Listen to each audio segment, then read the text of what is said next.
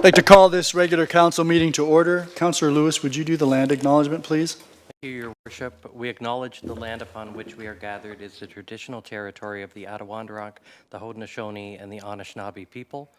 We are the beneficiaries of ancient agreements such as the dish with one spoon between the Anishinaabe and the Haudenosaunee, who agree to share the abundance of the land through peace, friendship, and mutual respect. The two-row wampum by which the Haudenosaunee welcomed the settlers and agreed to share the land in mutual respect, and the Treaty of Niagara, considered a fundamental document by First Nations in all future relations and treaties with the British. We recognize that we have a responsibility to be stewards of the land in cooperation and collaboration with our Indigenous peoples, not only for one generation, but for all generations to come. We understand that we have an obligation to learn the lessons of our history, educate ourselves about the experiences of Indigenous people, and seek opportunities to heal the wounds that will result in reconciliation with our Indigenous sisters and brothers. Many First Nations, Métis, and Inuit people live and work in Fort Erie. We stand with all Indigenous people, past and present, in promoting the wise stewardship of the land on which we live. We have the good fortune to live in a land of such abundance, diversity, beauty. Let us be vigilant in protecting Turtle Island. Thank you. Would you all please rise for the invocation?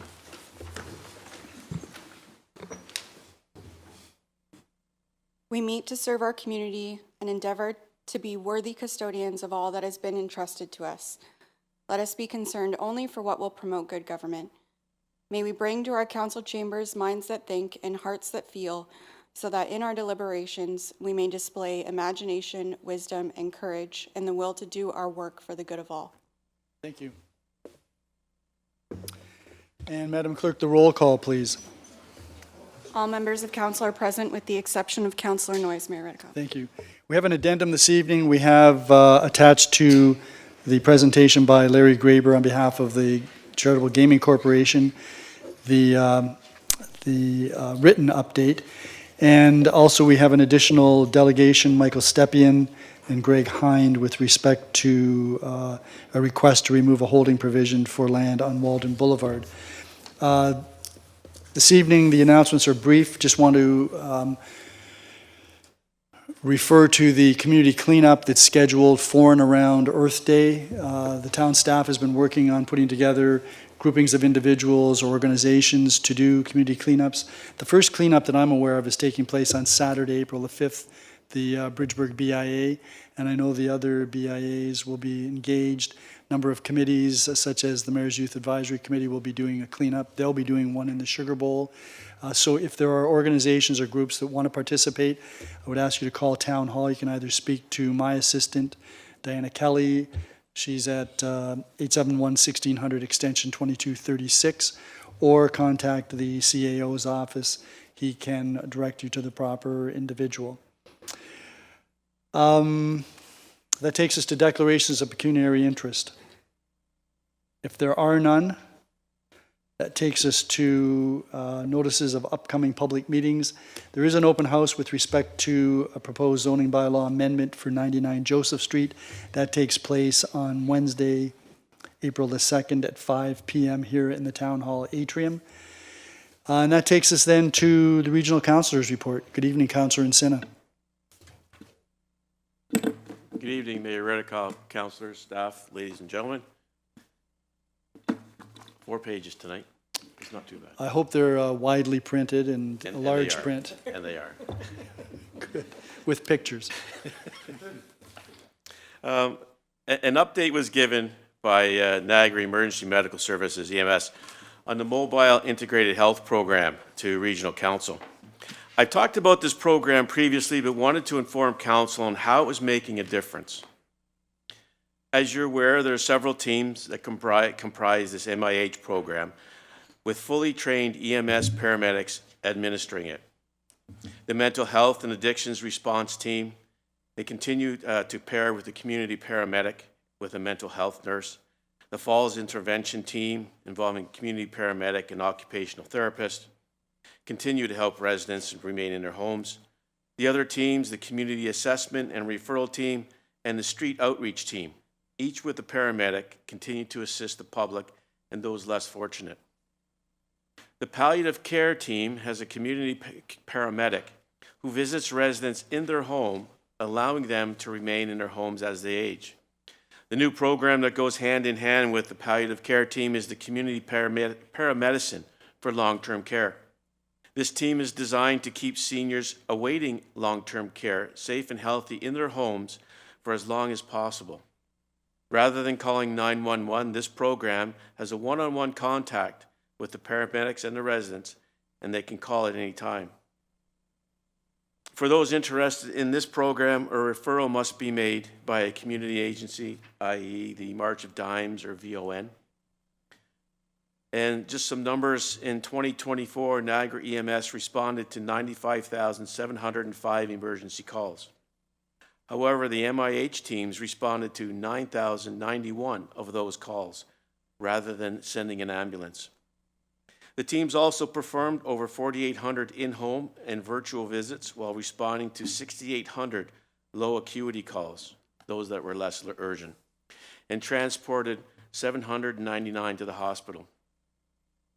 The MIH teams have shown considerable cost savings of EMS staff and resources, 60% less compared with the same use if ambulances had to be used for the same emergencies.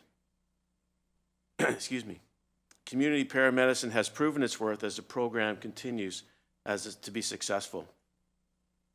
Also, a report was received at Regional Council regarding a physician recruitment roundtable that took place in November 2024. The region is attempting to bring physicians to the area, and the recruiter has been moved from their public health portfolio to the economic development and tourism for them to assist. At this roundtable, several takeaways were brought forward. Physicians are business owners, the need for increased collaboration with municipalities, and expanding partnerships were just a few.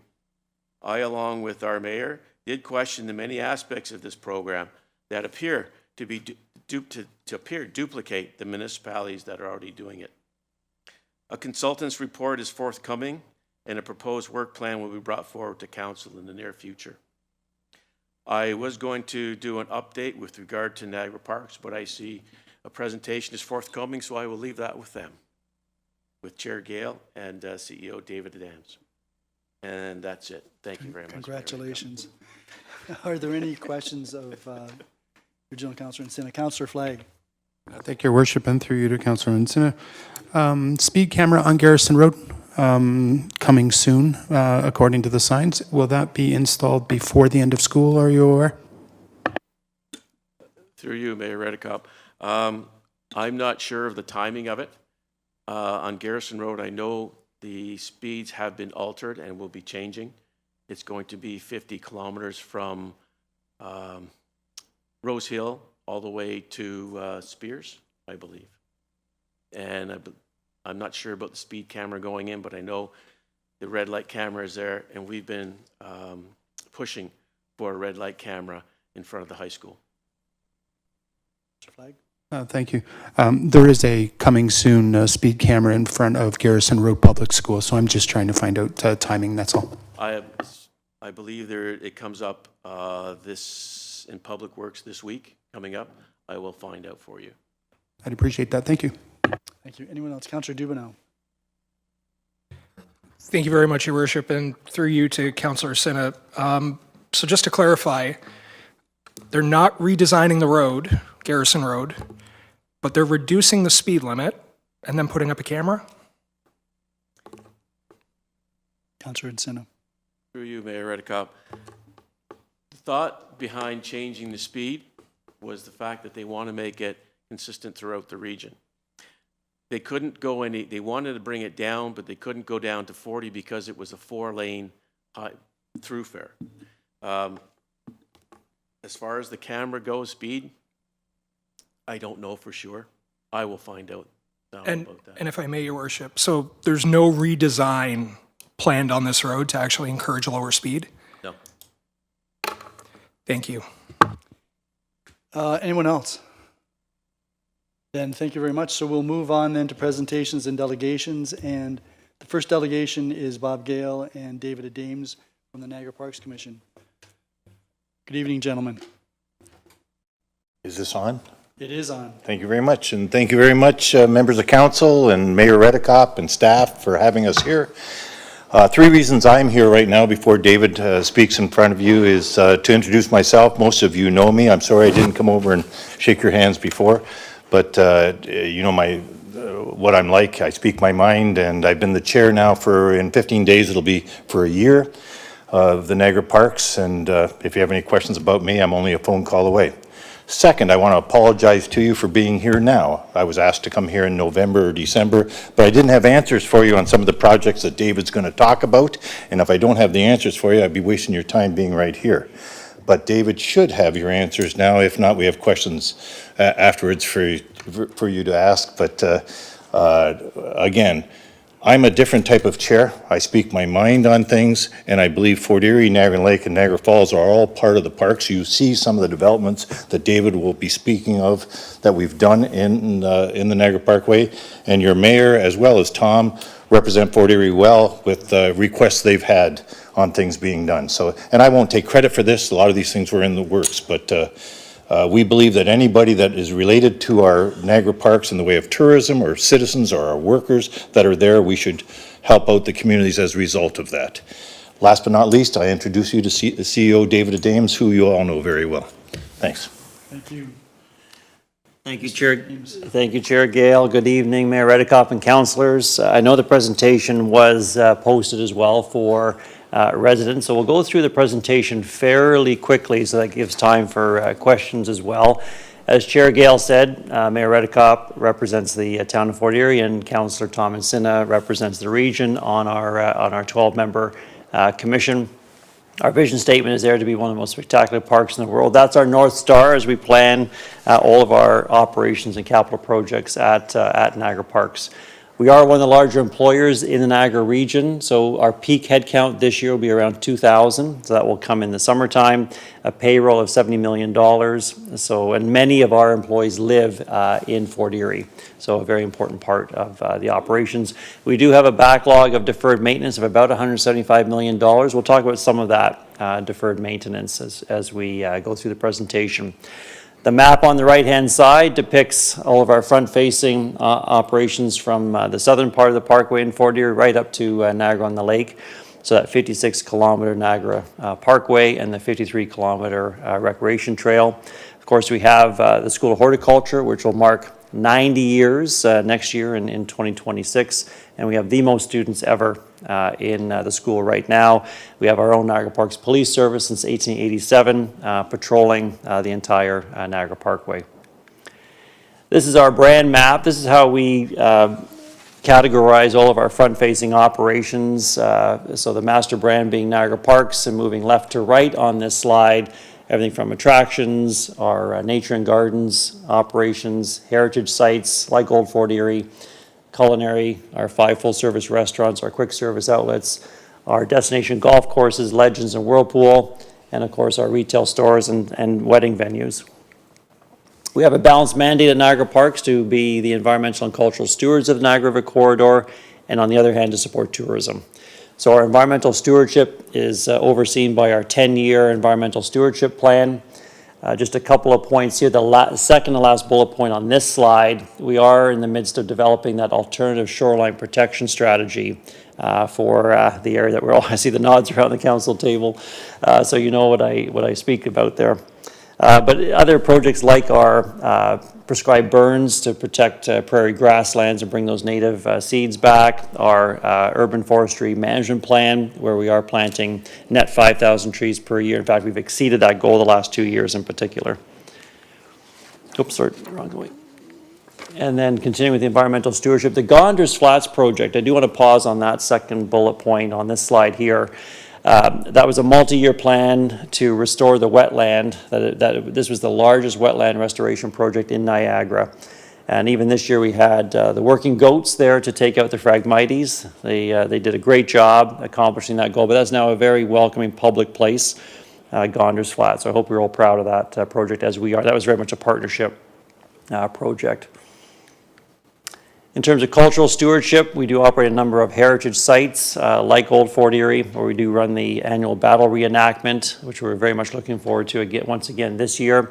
The second to last bullet point on this slide, the Explore the Niagara Collaborative, which we work with town staff, as well as staff at Niagara-on-Lake and City of Niagara Falls and Parks Canada, to tell important stories like nation building, War of 1812, Fenian raids, Indigenous history along the Niagara corridor, and Black history as well, like the Underground Railroad.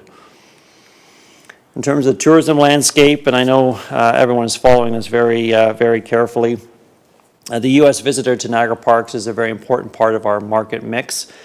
We welcomed visitors from 169 countries in 2024. But the most important international market has been the U.S. market. And you can see on this slide, the third bullet point, 43% of our revenue in 2024 came from the U.S. visitor.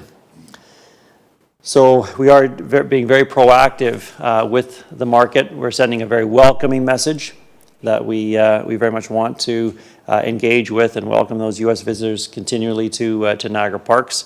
We're also working the other international markets like the United Kingdom, Germany, France, and Mexico. Along with the U.S., they comprise our top 5 international markets.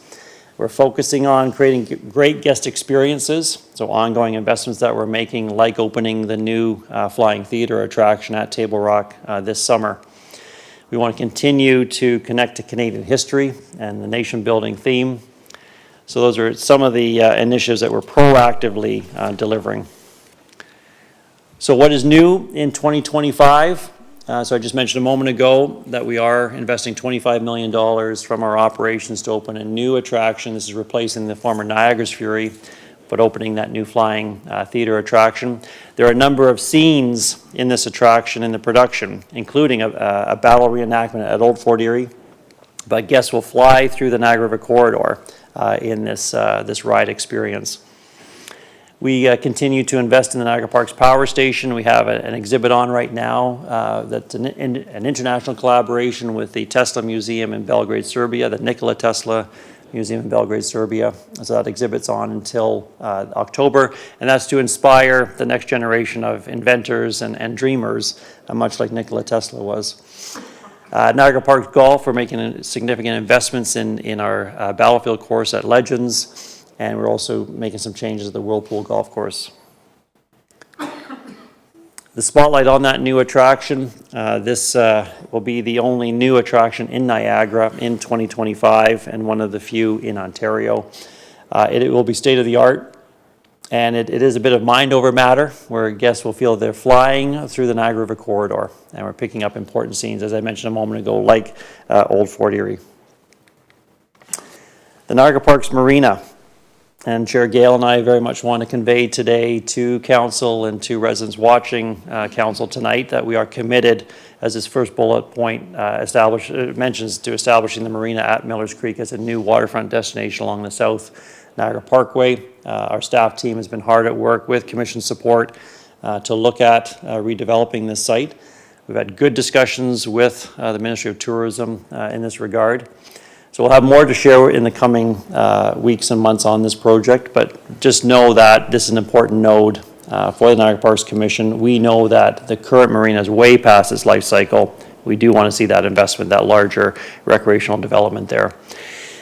I do want to say to Council that we are investing $1.1 million in capital repairs at the site. This will be monies that will be there for whatever redevelopment we do in the future as well. So it's money towards future investment. The marina will operate in 2025 and again in 2026, and by then we hope to be moving forward with redevelopment. But again, we'll continue, as the last bullet point states here on the slide, continue to engage with staff here at the town and with Council. I also want to say back to this one as well, we are also working collaboratively with staff and we will with Council about the coal docks project as well. We know that'll be another important project at the foot of Jarvis Street. Capital projects that we have accomplished on the South Parkway in 2024. We did get that Black Creek Bridge redevelopment. I hope you're all proud of how the Black Creek Bridge looks. We think it's a great improvement to that area. Breakwall restoration, we spent $2.2 million replacing 900 meters. Road resurfacing. For the first time in my 12 years at Niagara Parks, we got to some service roads. So service roads 2, 3, 16, and 27. So about $6 million was spent on the South Parkway from our capital budget in 2024. Looking ahead to this year, $5.3 million is in our capital budget for the South Parkway, $1.8 million more on the break wall, the marina, that $1.1 million I mentioned a moment ago, and then more paving on the Parkway and service roads 20 and 30. The Niagara Parks Foundation, we publicly launched 3 years ago on Earth Day in April 2022. We are undertaking environmental and cultural stewardship projects through the foundation, such as the Dufferin Islands project, which we received $400,000 from TD Bank.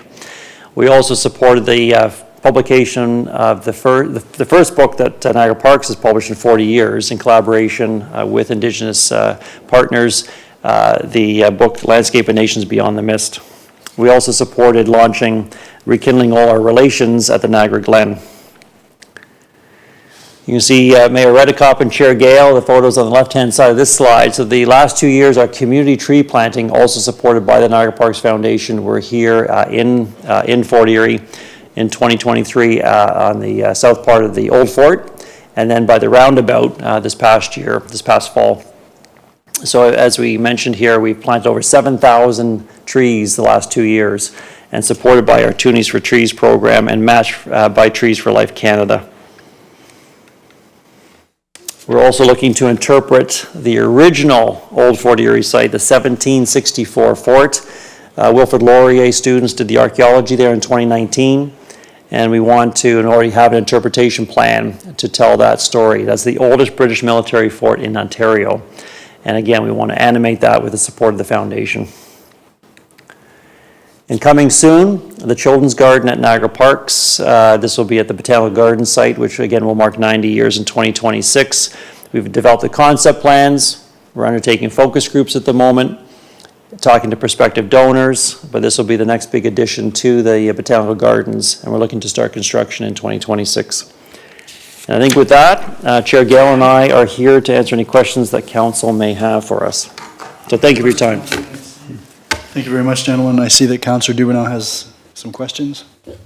Yeah, thank you, Your Worship, and through you to Mr. Dames, I guess, and Chair Gale as well.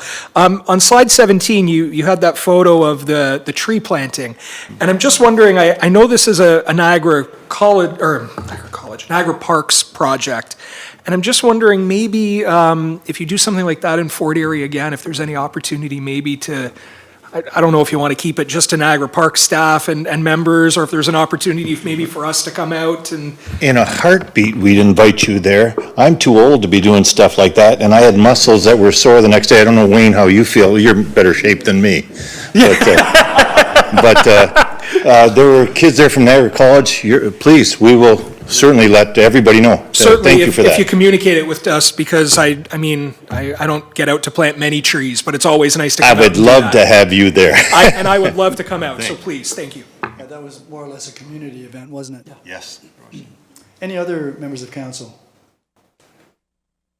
So I just wanted to ask, you made reference in the presentation to shoreline protection. I know you're doing some work. The town of Fort Erie is also doing some shoreline protection work. Has there been any collaboration with the town on that?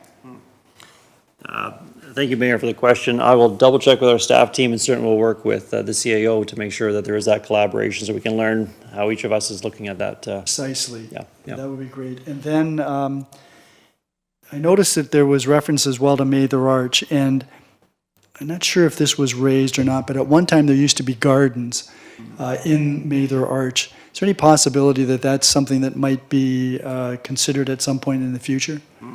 Thank you for the question. I will work with our Director of Horticulture to make sure that there's an adequate horticulture plan for Mather's Arch. We did invest in new flagpoles last year as well, and we're actually paving the driveway through Mather's Arch this year. Great. That's a big area. Thank you very much for coming out and sharing this information, and we look forward to seeing you more frequently. This is helpful information so that the community knows exactly what the Niagara Parks is doing. The work on the break wall has been very much welcomed. I know it's a large task, but it had been sitting for a number of years without being addressed, and appreciate the work that's being done there. I know there's been some modification of how those repairs are being done, but what has been done looks fantastic, and by looking at your budgets, that's a lot of money. Just one thing, if any of you have any complaints, or I'm only a phone call away, or anything that we can enhance, because Old Fort Erie is a gem. And it's just like McFarland House at the other end. These are things that we should enhance. So if you have any ideas for things, I know Councillor Encina has come up with ideas on different things there. If anything, way that we can work together on that, we're not just Niagara Falls, okay? Thank you very much, gentlemen. Thank you. That then takes us to Larry Graber, Chair of the Community Gaming and Development Corporation. I should have mentioned at the outset that the delegations have a 10-minute timeline, and I know you'll be more than brief. I can reduce some of the 50 slides and go over them quick. I know there aren't 50 slides. Yeah, Nice try, though, Larry. yeah, oh well. Good evening, Your Worship, members of council, staff, ladies and gentlemen. I just want to point out that there are a few other board appointees here tonight with me. We have our Vice Chair, Mike Foster, Alante Vasello, Deanna Ward, of course, Councillor McDermott, and Grace Gress, staff member. So tonight, we are here to provide an update on Sea Gaming in our community. It has been more than 4 years since our last presentation, and we are pleased to share the continued success and impact of this program. Since its inception in 2014, Sea Gaming has generated over $500 million for charities across Ontario. In Fort Erie, where we joined the program in 2015, Sea Gaming has contributed more than $20 million to our community. This funding has supported a wide range of charitable organizations, from health and social services to education, sports, cultural programs, ensuring that our community continues to thrive. Revenue in 2021 was significantly impacted by the challenges brought on by COVID-19, as restrictions and closures affected gaming operations across the province. However, in 2022, we began to see a steady recovery with increased participation and renewed community engagement. This positive momentum continued through 2023 and 24, leading to strong growth in revenues. Based on current trends, we project that net revenue to charities will reach approximately $3 million in 2025. However, it is important to acknowledge the potential uncertainties ahead. Given the evolving economic and political climate between the U.S. and Canada, these projections could be subject to change. Factors such as border policies, currency fluctuations, and shifts in cross-border tourism could all influence our revenue streams. We will continue to monitor these developments closely and adapt our strategies to ensure the ongoing success of Sea Gaming in Fort Erie. Fort Erie stands out in this growth, as it is home to 2 gaming centers, whereas the other 3 municipalities each have only 1. Sea Gaming revenue continues to play a crucial role in supporting a wide range of community initiatives, including food banks, youth sports, counseling services, senior programs, and service clubs. These organizations, in turn, reinvest the funds raised into charitable causes that directly benefit the residents of Fort Erie. Since the beginning of 2024, we have welcomed 7 new groups into the program, further expanding the reach and impact of Sea Gaming in our community. This growth highlights the increasing reliance on these funds to support essential services and programs that enhance the well-being of our residents. It is important to note that while revenue earned follows the calendar year, allocations to organizations are based on their respective fiscal years. This distinction ensures that funding is distributed in alignment with each group's financial planning and operational needs, maximizing its effectiveness in the community. License fees to the municipality are calculated at 3% of the adjusted net win, providing a direct financial benefit to the town. License fees are used to support the municipality's role in the Sea Gaming Initiative. As expected, revenue in 2021 was significantly impacted by the challenges of COVID-19, as restrictions and closures disrupted operations. However, in the years that followed, we have seen a steady and encouraging increase in revenue. This growth reflects both the resilience of the industry and the continuous support from patrons and the community.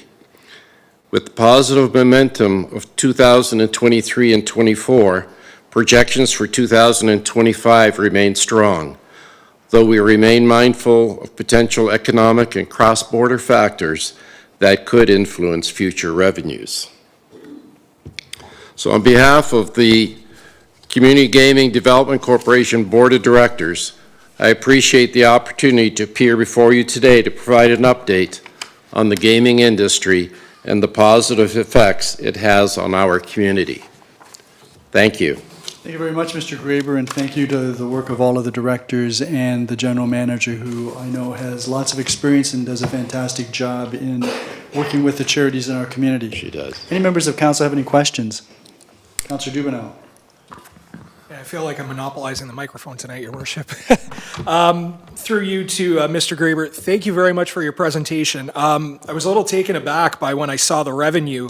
Correct me if I'm wrong, but prior to COVID, were we sitting at $1.5, $1.6 million? Does that sound correct around that time, or because I'm thinking we're double from where we were, if that sounds correct. Yeah. Going back a decade or two, we were certainly much higher, but probably 10 years, 5 years prior to COVID, it was around 1.6 to 2 million. Just wanted to, if I may, Your Worship, thank you very much for the work you do, because that's phenomenal to see. Yeah. I haven't been on the gaming board for a little bit, and it's Yeah. it's impressive to see. Thank you very much. Thank Larry. you. Thank you. Any other members of council? If not, thank you very much, Mr. Graber, and You're thank welcome. you for your members who showed up. That then takes us to the next delegation. That's Mr. Rocco Vaca with respect to Repstock Road development. Good evening, Mr. Vaca. Good evening, Your Worship, members of council. Looking very prosperous. I got a lot more gray hair than the last time you saw me, so Still doing pretty well. thank you. I appear on behalf of the applicant 127-78602, Canada Inc. As you're aware, this matter was last before you on February 24th, and at that time, the applications were deferred in response to approximately 17 pages of comments from an individual named Faith Blakari. I understand that each of the 20 issues which were raised by Ms. Blakari have been addressed in writing by your planning staff and our client's planning consultants. In summary, the only issues which we believe and your staff believes have merit were some typographical errors in staff's planning report and an error by our client's surveyor which showed a setback of 6.238 meters, which setback should have been shown as 6.3 meters, and those errors have now been corrected and fully addressed.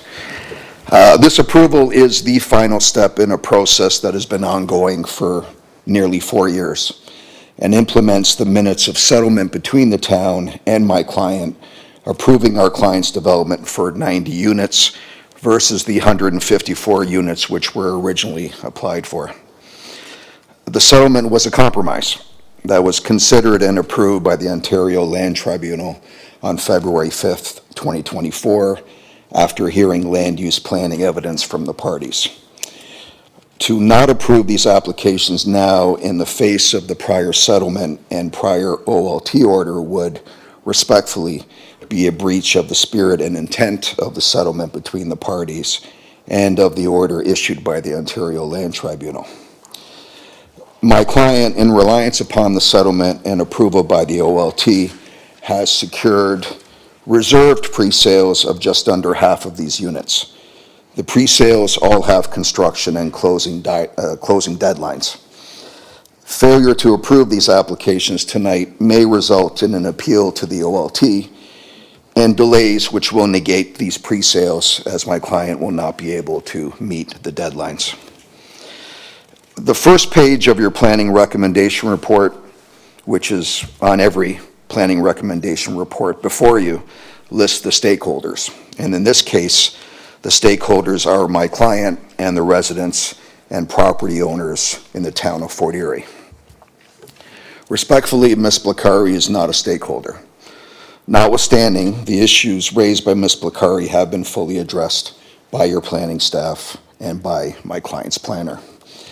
Ms. Blacari resides in Canada, Ontario, and participated as a non-party in the OLT matter, which was settled by the town and my client.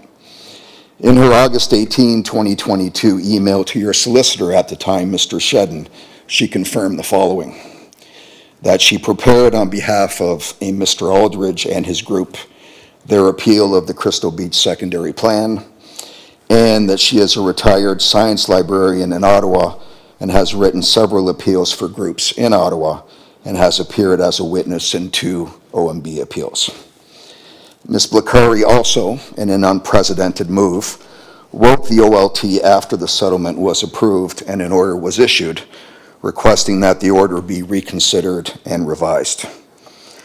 She took this action even though she was not a party to the proceedings and is neither a resident nor a taxpayer in the town of Fort Erie.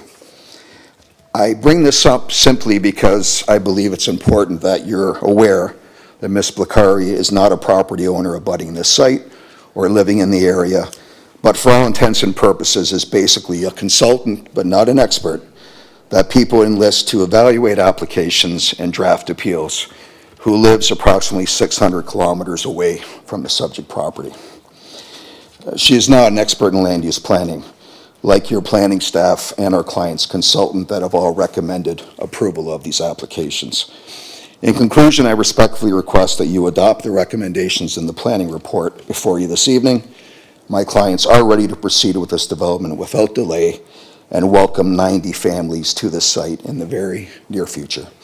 I'd be happy to address any questions you may have. Thank you very much, Mr. Vaca. Her name is Blackier. Okay. And yeah, she does live in Ottawa, but she does represent people who live in Fort Erie. Yes. Any members of council have any questions of Mr. Vaca? Councillor Lewis. Thank you, Your Worship, and thank you, Mr. Vaca, for the presentation and also for the good news that there's 90 more people that want to choose Crystal Beach to be home. So I do have one question, a number of questions, some to the report, but one that I wanted to ask you. And you mentioned in the presentation that this was a matter of compromise, and I do agree, because we went from the 154 down to the 90. We made some adjustments that addressed some of the neighboring concerns to the east. But one of the things that I remember vividly was a schedule that was attached to the OLT hearing, and that showed gabled roofs on the dwellings. And what we have before us is rooftop patios. So in the spirit of compromise, I'm trying to figure out how we went from gabled roofs that match the neighborhood to now something that is what I would consider to be a major change. And I also want to mention in there, I believe there's some height discrepancies between the height of the roofs with patios and what was agreed to when we were going through the OLT hearing. So the question would be, how do we get to rooftop patios and how do we get back to the compromise that we actually agreed to? Mr. Vaca. Okay. I did pull the minutes of settlement, which I was involved in preparing and negotiating with your solicitor at the time, Mr. Shedden. And there were renderings that were attached to the minutes. The minutes did specifically refer to the fact, in Section 5 of the minutes basically states, the parties acknowledge that minor variations to the preliminary site plan and renderings, and that's the renderings you've mentioned, Councillor, attached as Schedule B and C hereto may occur during the site plan process. However, the parties confirm that it is their joint intention that the development of the subject property and the construction of the townhouses thereon shall proceed in substantial conformity with the said preliminary site plan and renderings. He asked how we came to terraces. My understanding is terraces were what the people wanted that the units were being marketed to. So that's where that change occurred. Now, the issue becomes whether by making that change, they're in substantial conformity with the renderings that were attached to the minutes. And both my client has submitted comments on that point, as has planning staff. And planning staff's comments on point 6 of their latest report states that planning staff are of the opinion that the most recent plans are in substantial conformity with what was submitted as part of the minutes of settlement. The addition of rooftop patios is a minor change and provides some additional amenity area for residents of the proposed development. The rooftop patios conform to the provisions of the zoning bylaw. So in summary, your zoning bylaw does not prohibit rooftop patios or terraces in general, more importantly, at this site. And your staff, in addition, our planning consultant, believe that it is a minor change. It adds additional amenity areas for the residents. And most importantly, the plans are in substantial conformity with what was submitted with the minutes. So that's the conclusion of the two experts who have chimed in on that point. Perfect. And thank you. And if I may continue, and that's a good update, and I am familiar with the history on how we got to here. It was council's decision that we wanted to go in the direction of the peak groups that fit with the conformity of the neighborhood, not staff. In my opinion, and I'm going to ask Joan to agree, so this is a question, but we agreed in an OLT hearing to a schedule that showed something that is very different than what's being depicted here today. And while I can appreciate that you or your client may view it as a minor change, certainly the neighborhood and myself as a representative see this as quite substantial.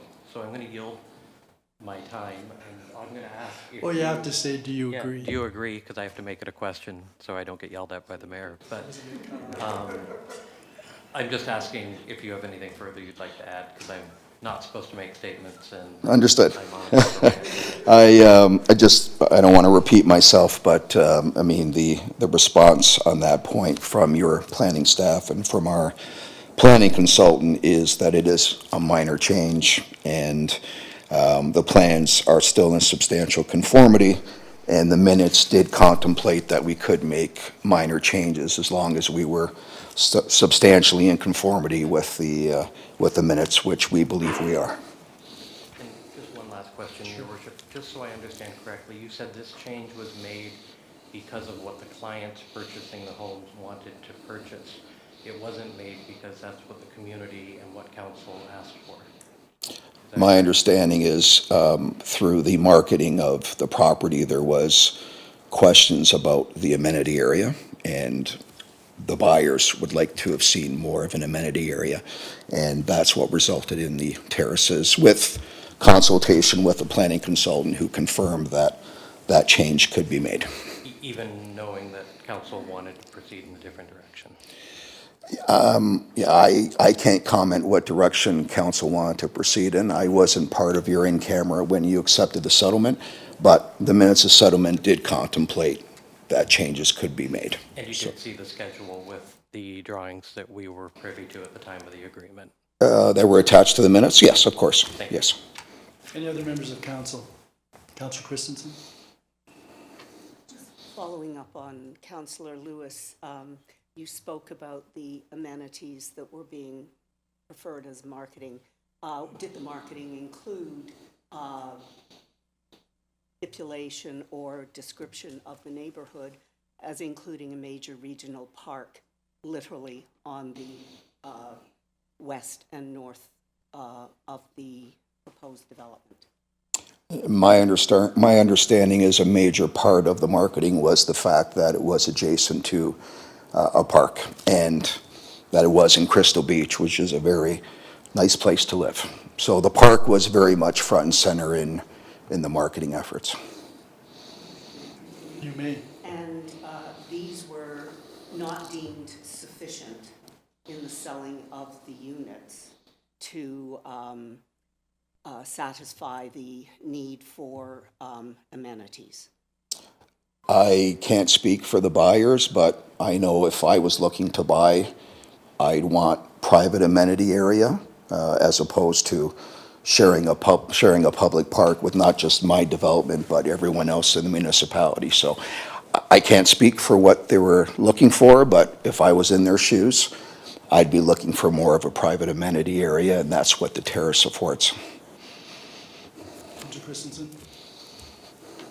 And so that a rooftop patio that overlooks the entire neighborhood and that is shared with the group of 90 is considered more desirable than a large regional park with a water play area, dog parks, and other types of things in the opinion of your clients? I would say it complements and provides a private amenity area that a park would not provide. That would be my answer. And I'm speaking as if I was a buyer looking to buy a unit there. That would be my preference. Anyone else? So, Mr. Vaca, go ahead, Councillor Lewis. Thank you, Your Worship. And one last question. Last time the applicant was here, there was a question about the price of the units, and there was no market study. And now you're back and you're saying most of the units or half the units almost have sold. What are the price points for this? I'm just curious, because last time we were here, we were told we don't know. And I have that information at the office. I have the signed agreements. Off the top of my head, I couldn't tell you what the prices your were. client is here, though, tonight. Yes, yes. Could they not answer that Sure, question? sure. Do you want them to come up and speak, or do you want me to get the information? No objection to- If you get the information, that'd be fine. Okay.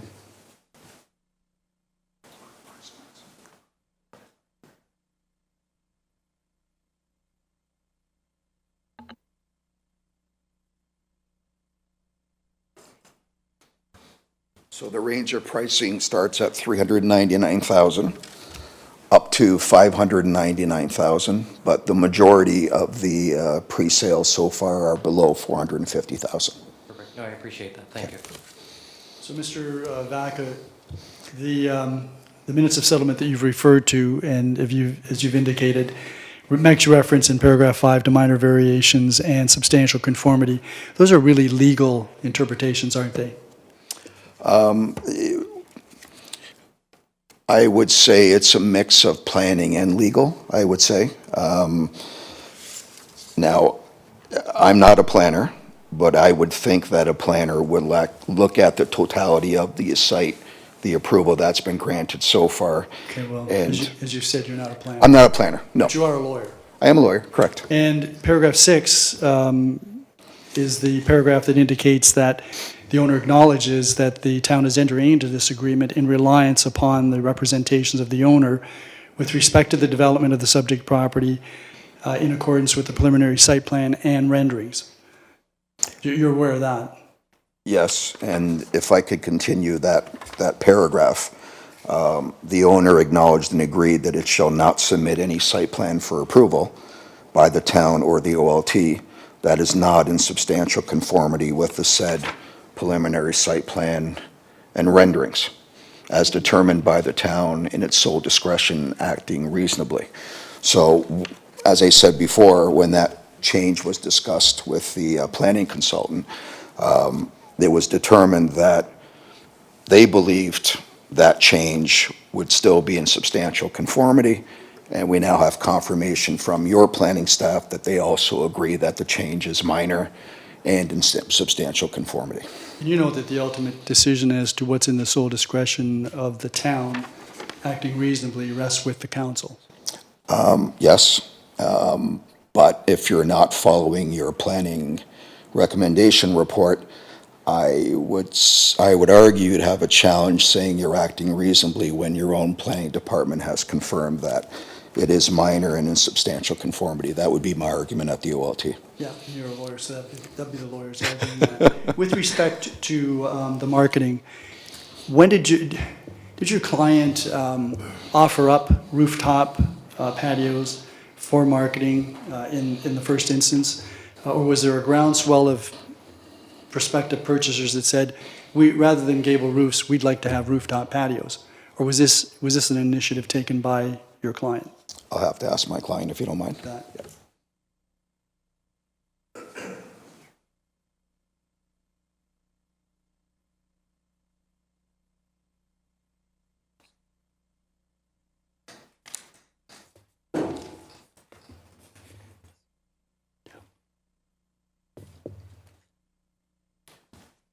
Okay, so I'm advised that the decision was made after some market research they did. And the comments they got back from the public was they wanted more private amenity area. So it was in response to market research that was conducted by the developer. Sorry to have you keep going back and forth with your client, but... It's okay, I need the exercise. Was your client aware of the fact that around the time that this matter was before council, council had rejected rooftop patios at another development in the vicinity? I'd be surprised if he was aware, but no, he had no knowledge of that. Wouldn't that have been something that would have been helpful when he was doing his market research to find out what the tolerance of the council and the town of Fort Erie would have been for that type of construction? I don't know if see, the problem is as your planning staff has confirmed, your bylaw does not prohibit terraces in these situations.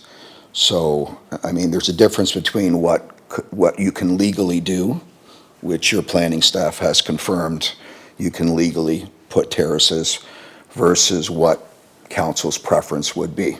I would submit to you that if your preference does not jive with what's in your zoning bylaw, then you're acting ultra-vires what your zoning bylaw permits in that situation.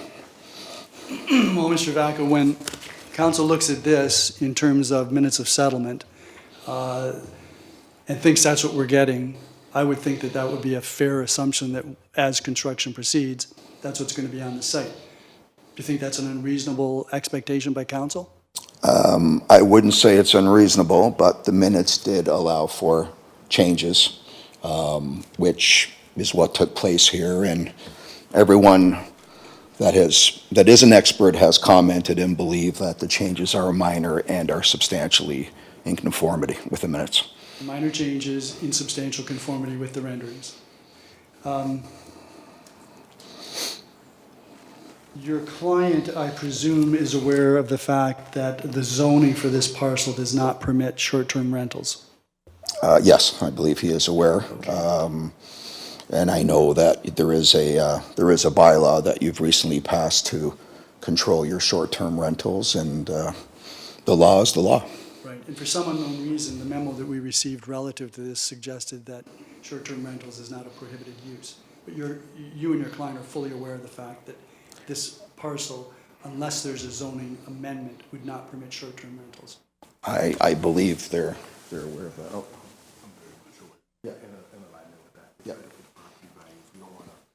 Okay. Yeah, he's very much aware of that, and I mean, this is going to be a planned condominium, and in addition to the fact that your bylaw doesn't allow it, the intention is to put something in the condominium documents to prohibit it, even if it is allowed in the future. So that's something he doesn't want for this project. He believes it's going to devalue the project. But he'd have no problem with us including that as a condition. I don't think he'd have a problem at all. No. Okay, that's No. great. Any other questions? Councillor Dubanow? Yeah, thank you, Your Worship, and I'm similarly befuddled by this whole situation. But through you, to Mr. Vaca, did I pronounce? Thank you. Yes. Just during the back and forth discussion here, I mean, you know, you've heard from other members of council where we had a similar situation happen where there was neighborhood concern about not so much the fact that the patios exist, but the lack of privacy on their properties. I don't want to hold anyone's feet to the fire. Obviously, there's going to be discussions here. But is there any intent to perhaps direct the patios inward, not have them looking over neighboring properties? I'm just trying to get a feel for here of where the intent is and if there's any sensitivity being considered.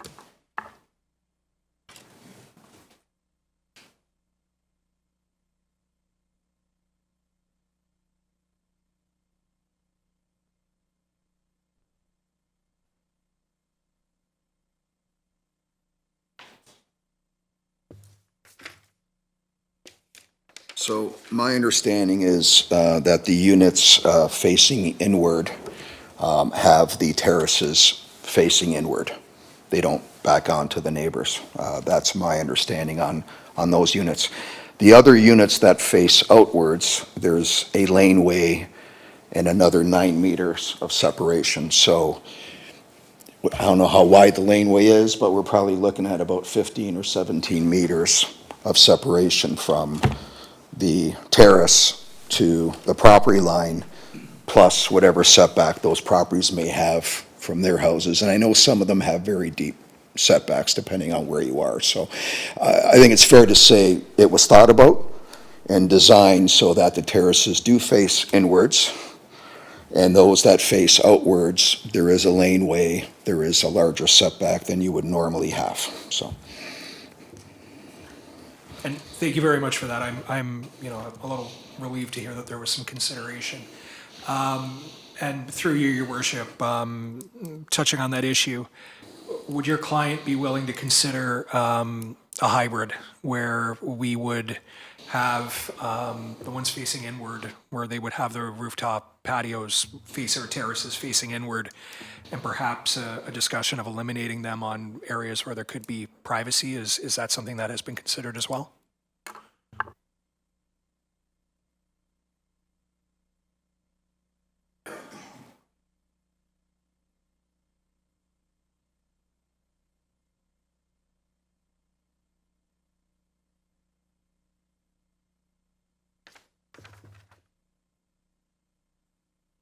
So we're at a bit of a disadvantage. I don't know if it's possible to put the site plan on the screen so we can sort of visualize what my client just told me, because it sounds like a lot of effort was made to have the terraces inwards. And now I'm hearing even those that face outwards, they're still facing into the development. So it's kind of hard to visualize without the site plan, but it doesn't sound like there are any terraces that face exclusively outward to abutting properties. That's what I'm hearing. And through you, Your Worship, thank you very much for that. So I know I said earlier I didn't want to hold your feet to the fire, but if council does approve this and does approve a site plan, the understanding would be that the interfacing on these rooftop terraces would all be facing inward. Is that my understanding?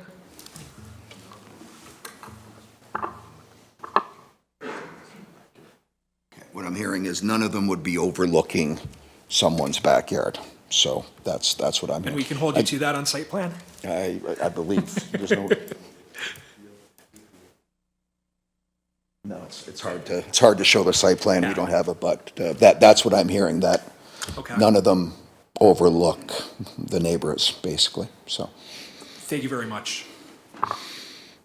Mr. Vaca, I'm smiling because that's an excellent lawyer's response. Which one? The one where none of them will be, yeah, pretty much from the start. Any other questions of Mr. Vaca? Thank you very much, sir, for coming out. We'll be dealing with this. We'll be dealing with this later in the agenda. Okay, thank you. The next delegation is Michael Stepien.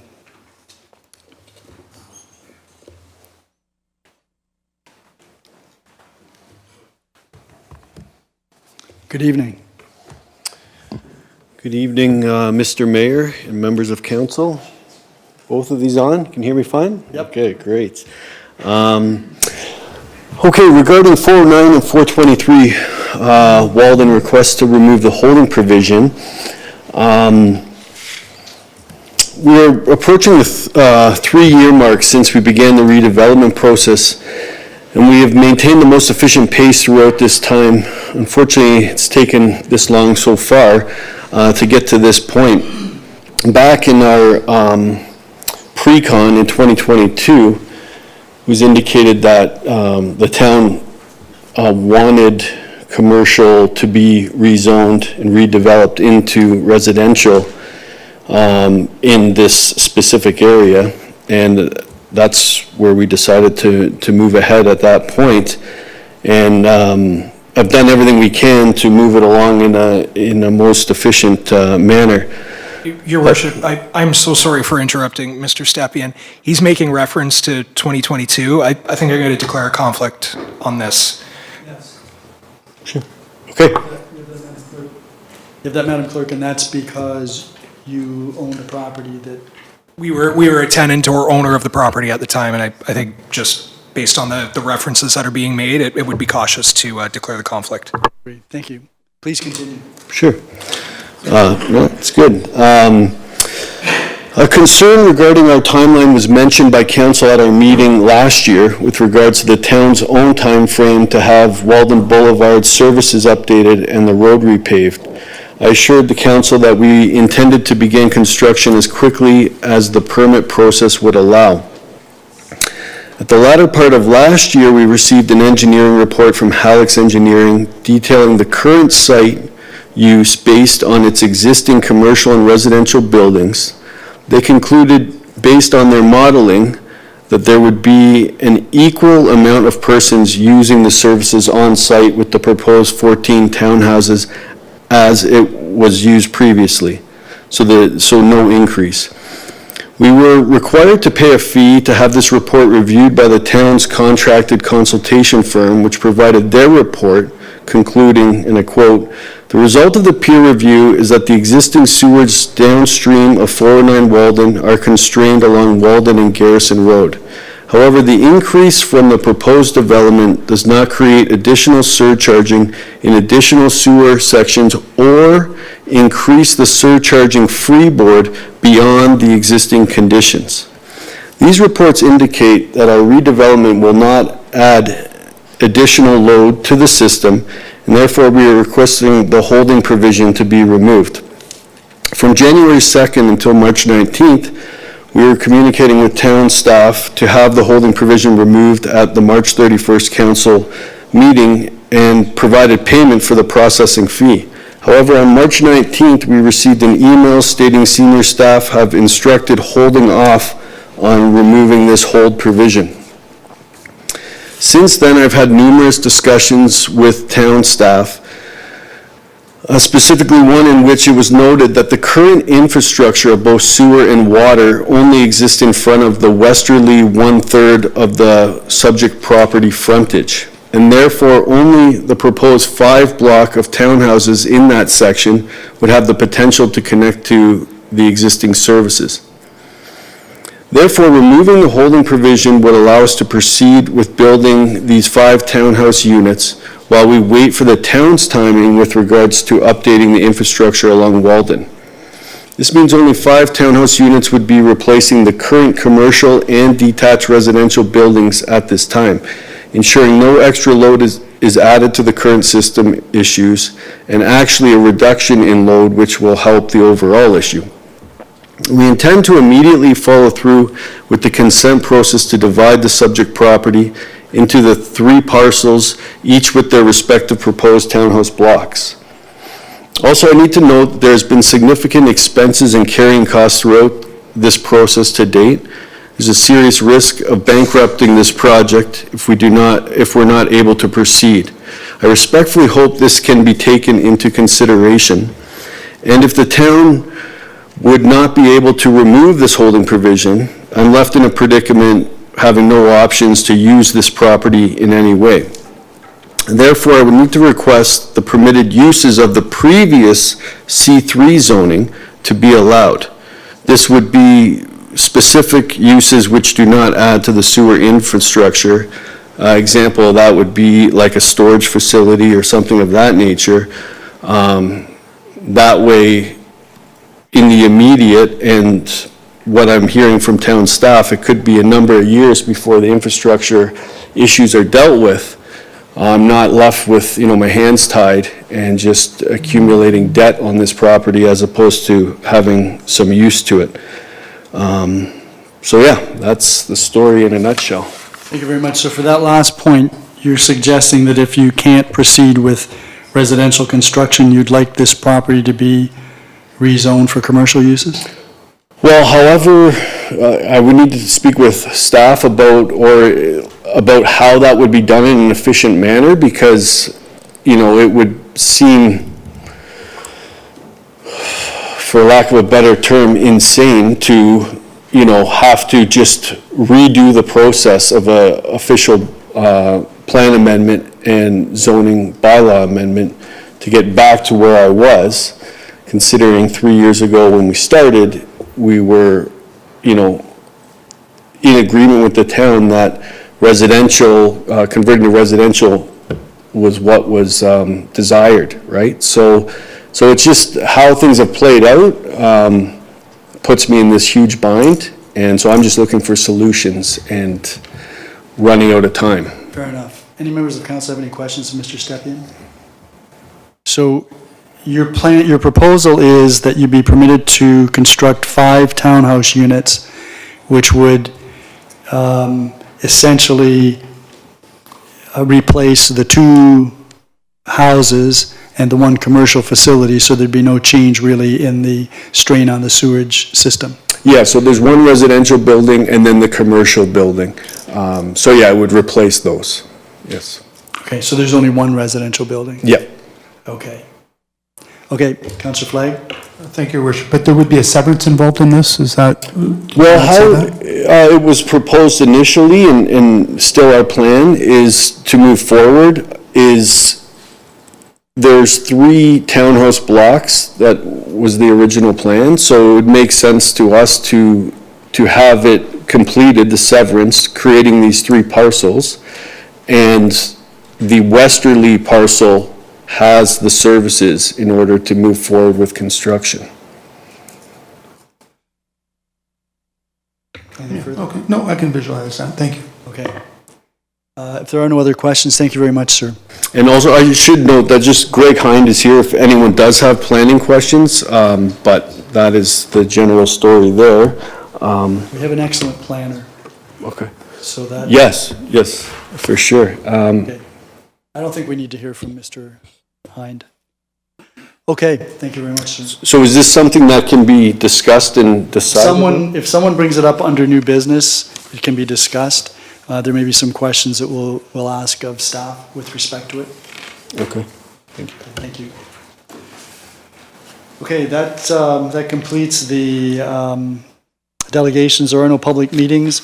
We have a consent agenda, and I have an indication here that Councillor McDermott, you have the resolution for the consent agenda, but before we go there, does anyone wish any of the items removed from the consent agenda? Councillor Dubanow. Yes, Your Worship, I'm just checking for the item. Yes. 11.3.6, the Museum and Cultural Heritage Advisory Committee minutes. I'd like to remove them, Your Worship. Okay, we'll deal with them separately.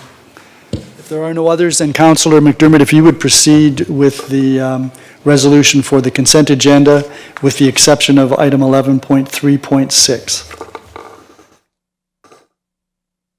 Thank you, Your Worship. Moved by myself, seconded by Councillor Dubanow. The Council approves the consent agenda as recommended, with the exception of 11.3.6. So that's on the floor for any questions or comments with respect to any of the items in the consent agenda. If there are none, then I'm going to call the question. All those in favor? None opposed, that is carried. And then could you put item 11.3.6 on the floor? Presumably the same seconder.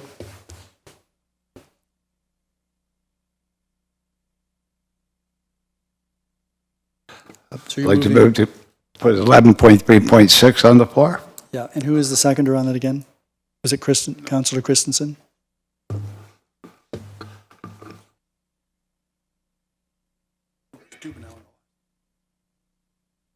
Oh, all right. So Councillor Dubanow moved the consent agenda. You don't have a conflict on this, you just want to deal with it separately? Yeah, okay, so Councillor Dubanow can second that as well, if you're agreeable? Yes. Okay, so that's on the floor. Councillor Dubanow. Yeah, thank you, Your Worship. So we, in the minutes, you'll note that there was actually a recommendation from the committee to proceed with like a heritage cluster designation for Snyder. And during the discussions at the meeting, there's a significant difference, particularly in cost and the necessary documentation required to do like a conservation district versus designating a single property. And I'm just wondering if we can refer this to staff for further clarification to find out what costs would be involved to proceed with that and any additional background information. I think it might be beneficial for council to know what they're getting into before we move into that direction. So are you moving that the cluster of buildings in Snyder under 11.3.6 be deferred to staff? Referred to staff? Referred to staff for, to provide us with some information on what would be involved in the costs. Okay, do we have a seconder for that? Councillor Christensen. And that would be, there is no specific date, but Ms. Dilwari, how long would it take for you to come back with some information on this? A couple of months? Yes, Your Worship, we could get back to council by June. That works. And Madam Clerk, the committee meeting in June is when?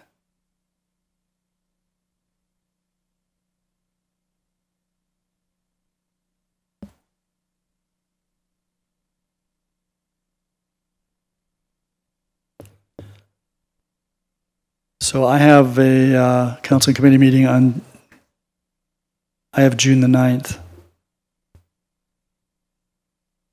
So that would be June the 9th. So you would be referring this with a report back by June the 9th.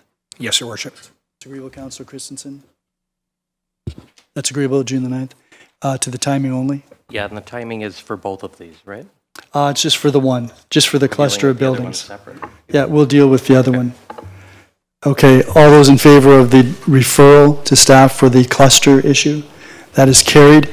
Councillor Dubanow, anything further on this? Not on the minutes, Your Worship. Okay, so then we're going to deal with the 3798 West Main Street now. All those in favor of that recommendation? Sorry. Did you want to speak? I thought maybe Councillor Lewis I'm wanted to. sorry, Councillor Lewis. I was asking before whether we were dealing with them separately or not. Yes. But I'm fine to proceed. Okay. So now let's vote. All those in favor? Sorry. Worship, what about the cost involved with this as well? We don't have any information on that. We do? Okay. If you do, can we? Councillor Dubanow? So, yeah, thank you for your indulgence, Your Worship. So we did discuss this during the committee meeting. There's already construction going on at the road there. They're basically just going to pick it up as part of the construction, temporarily locate it to another location, and then proceed with basically putting it in a park or, kind of sitting it in an area. It's being done as part of the construction of West Main. So there's already works on site. It's not a special rollout or anything. Does that answer your question, or did you need some further information, Councillor Lewis? I am going to let this one go. Thank you. Okay. Interestingly enough, there's another one of these on Nye Road near Burley. Okay, all those in favor of that resolution? None opposed, that is carried. Okay, well, that was easy. Okay, so that takes us to reports, and the first report is PBS 16-2025, and Councillor Dubanow, you have the resolution for that. PBS 16, correct? Yep. Yeah. Move Moved by myself and seconded by Councillor Flagg, that council approves the draft plan of subdivision dated October 17th, 2024 for the lands known as 0-15850 Rebstock Road, showing 9 blocks intended for 16 block townhouses, 74 back-to-back townhouse dwellings, and a common elements condominium as illustrated in Appendix 2 of Report PBBS 16-2025 in accordance with the provisions of the Planning Act RSO 1990. Paragraph 13, and the regulations thereunder, subject to the conditions contained in Appendix 8 of Staff Report PBBS 16-2025, and further, that council approves the draft plan of common elements condominium dated October 17th, 2024 for the lands known as 0-15850 Rebstock Road, showing 1 block for common elements as illustrated in Appendix 3 of Report PBBS 16-2025 in accordance with the provisions of Planning Act RSO 1990, Paragraph 13, and the regulations, Part 13 and the regulations thereunder, subject to the conditions contained in Appendix 9 of Staff Report PBBS 16-2025, and further, that council directs staff to circulate the conditions of draft plan approval in Appendix 5 and Appendix 6 of Staff Report PBBS 16-2025 to the applicable agencies in accordance with the requirements of the Planning Act. Thank you very much, Councillor Dubanow. Any questions or comments? Councillor Dubanow. Yeah, Your Worship, just touching on the issues that were raised earlier. You know what, actually, I'll wait to hear what everyone else says first. And then, if it makes sense, I'll bring it back up. Yeah. Councillor Lewis. Thank you, Your Worship. Yeah, so I'll make a few brief comments, and I'm rather disappointed on this one because I do think this was an example of a good compromise. It was something that the neighborhood was not welcoming. I think we met somewhere in the middle. Like I said before, I'm disappointed that the presentation tonight focused on compromise, and what I heard was a very big component of that agreeing to compromise being ignored by the developer, and that is the rooftop patios. I know we've done considerable studies in the area. We've done the cause study report in the early 90s. We've done the neighborhood plans.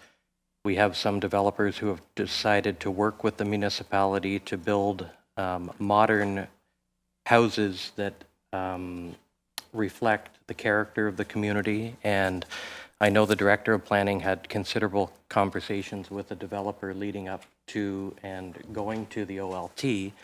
And my understanding was very clear from my perspective, the peaked roofs. My understanding was the developer agreed to that.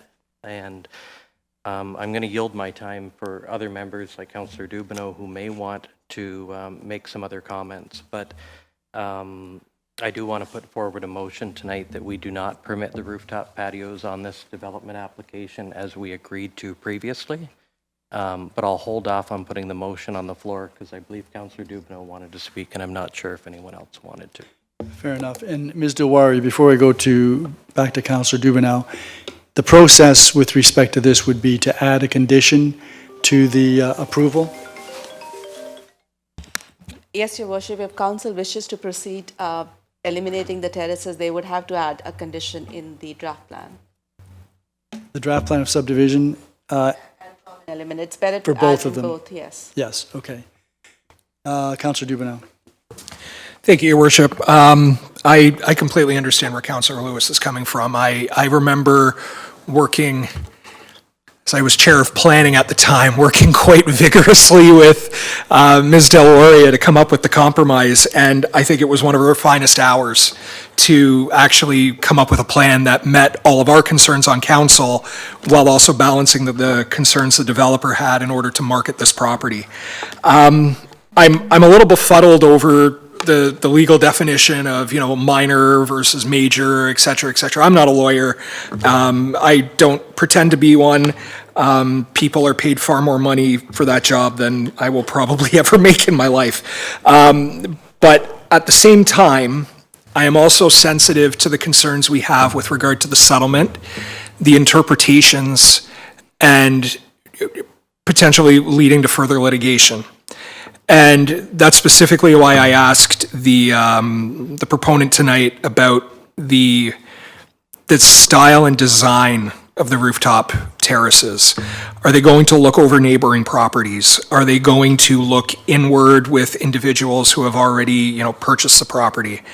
And I'm wondering, as a compromise, to keep this project viable and moving forward and to potentially prevent any further issues or escalation at the OLT, if we, instead of moving an amendment to put a condition on to prohibit them, if instead we move an amendment to require site plan to be approved by council, so then that way, if we do get a site plan that comes forward that does have the rooftop patios on them, the final decision on the layout and where they're looking would rest with us to ensure that we are not infringing on neighboring properties. I'm thinking that might be I don't want to speak for other members of council because I understand the feeling that they have of, for lack of a better word, being blindsided, because I remember seeing that appendix and feeling very similar. But at the same time, if we have these interpretations, just for the sake of expediency and limiting potential legal exposure, if it makes sense to maybe throw in the towel on this and instead ensure that when we have the site plan come forward, that we review it to ensure that everything is forward or inward facing. I'll leave that up to council to debate. Whatever they decide to do. I'm just trying to figure out a way that maybe this doesn't have to go back to the OLT.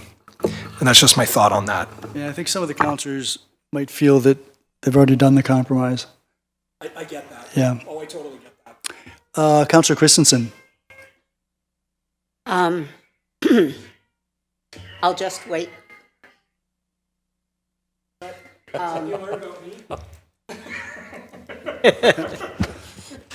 Well, nobody jumped up. I'm guessing none of you are firefighters. Or you're not on duty. Councillor Christensen. Yes, I feel rather strongly about this. Council approved something, and at this point, and I've lived in the world of policy, working with lawyers and working with planners for most of my life, professional life.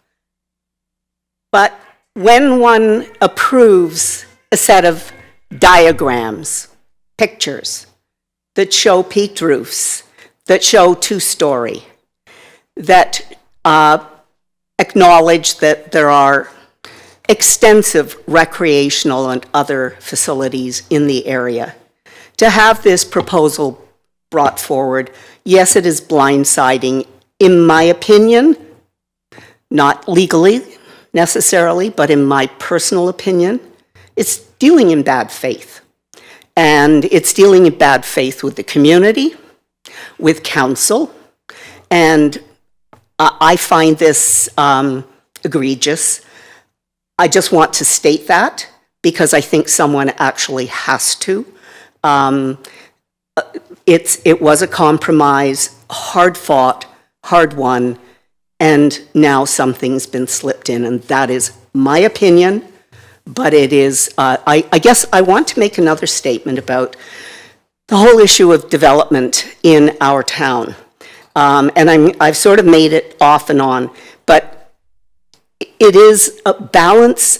Development and infill are a balance between fitting provincial policy, acknowledging and respecting the investment of developers, respecting the community that already exists, and moving forward to ensure that we house new residents who will be welcome to their community. I thought what we approved was a compromise that everyone could live with. And I really do not approve, personally, again, of the idea that after decisions are made and after, it's pretty clear, 2 stories with pointed roofs is not 2 stories with another half or 3/4 of a story put on top of it, because you're going to have a wall up there. So that's my opinion. Thank you. We didn't even have to ask for it. Did you have your hand up, Councillor McDermott? Not going to take up much time, Your Worship. I think everything's been said between Councillor Lewis and Councillor Christensen. I was going to be very happy tonight to probably move this forward, in my view, had that patio not been on there. If it was what we thought it was going to be, I was going to be supportive. I can't do that now, not in good faith. And I just want to make it very clear that all the arguments that Councillor Lewis and Councillor Christensen have brought forward is the way I feel about it. So we'll just leave it at that. Anyone else? I'm going to go back. Councillor Dubanow, do you want to speak? Well, I was going to, but...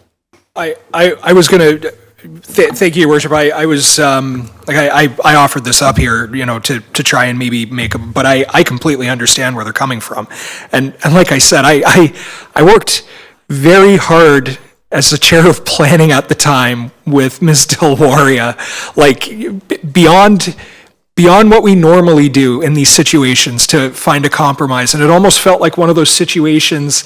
I don't know if you've ever been in the settlement type situations where someone's like running back and forth and making a call, and then there was a lot of back and forth and moving around to come to this.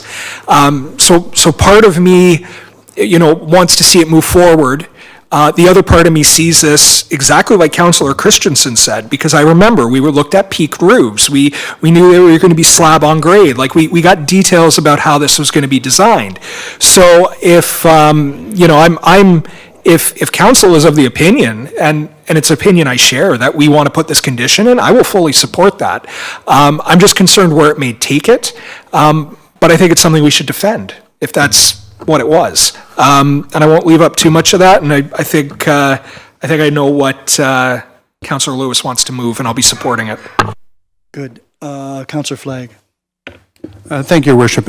I'm just wondering, maybe through you to Director Delory, if this has been discussed with the developer, and now that council's views are quite clear, whether it's worthy of staff to have a discussion with the developer and see if there is a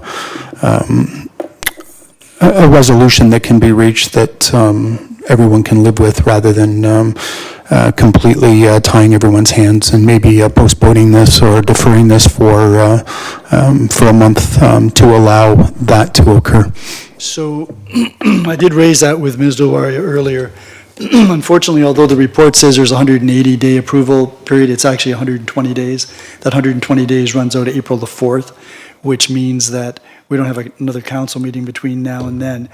There isn't anything to preclude town staff and a developer from having discussions, no matter what goes forward. But Ms. Dilwaria, the question was directed to you, and if you have further comment, please chime in. Yes, Your Worship, your understanding is absolutely correct. We have 120 days to make a decision, and those would expire on April 4th. If council doesn't make a decision, the owner has a right to go to OLT based on no decision. Councillor Flagg? No, Your Worship, asked and answered. Thank you. Okay, I'm going to go back to you, Councillor Lewis, so that you can put an amendment on the floor with respect to the conditions for both the plan of subdivision and the condominium common elements. Thank you, Your Worship. And Councillor McDermott mentioned we had made some good points, but you made some good points on this one too, so I think he just left that one out. Oh, I think he included me. Just checking. So I would put a motion on the floor to amend to not permit rooftop patios as originally determined by council prior to the OLT settlement. So, Ms. Dilwaria, what would the wording of the condition be based on the gist of Councillor Lewis's proposed amendment? Your Worship, it would be that rooftop terraces would not be permitted on the townhouse units, something to that effect. We can refine the wording for it, but that would be the wording. Yep. It would not be permitted. And that's your intent, Councillor Lewis? Yeah, and do we mention in there as originally, like this isn't the first time this has come back, and it's not our first time saying this. This is something we agreed to before, and I think it's important if this does go the legal route, that it's very clear that this is just asking what we agreed to in the first place. Well, the minutes of settlement would be a document that would be part of any appeal because Okay. we'd have to refer back to those. So we'll just refer back to the minutes of settlement. Yeah, is there a seconder for that? Councillor Dubanow? Any further discussion or debate with respect to that item? If not, I'm going to call the question. All those in favor of the amendment? That's unanimous. Councillor Lewis, before I leave you, since this is in your ward, there was also an indication by the owner that he was agreeable to a specific provision that there be no short-term rentals with respect to this as a condition. And on that topic, do you want to make that part of that, or we're doing it as a separate amendment? We're going to do that as a separate amendment, as another condition. Ms. Dilwari, that may be overkill, but I understand that can be included as a condition for both the plan of subdivision and the common element condominium. Yes, Your Worship, we could include that. Councillor Lewis? Yeah, and I'm happy to move that, even though the property is not in the R2B zone and wouldn't permit them anyway, but I think we should be clear. So I would move to amend that no short-term rentals be on this property, or however the planner suggests the wording. Seconder? Councillor McDermott? Any questions or comments about that? All those in favor? None opposed, that is carried. Any further discussion or debate with respect to the amended report and the recommendations contained therein? If not, then I'm going to call the question on the amended recommendations, which include the 2 additional conditions. All those in favor? None opposed, that is carried. That then takes us to the Land Committee minutes of March 20th, 2025. And Councillor Flagg, you have that resolution.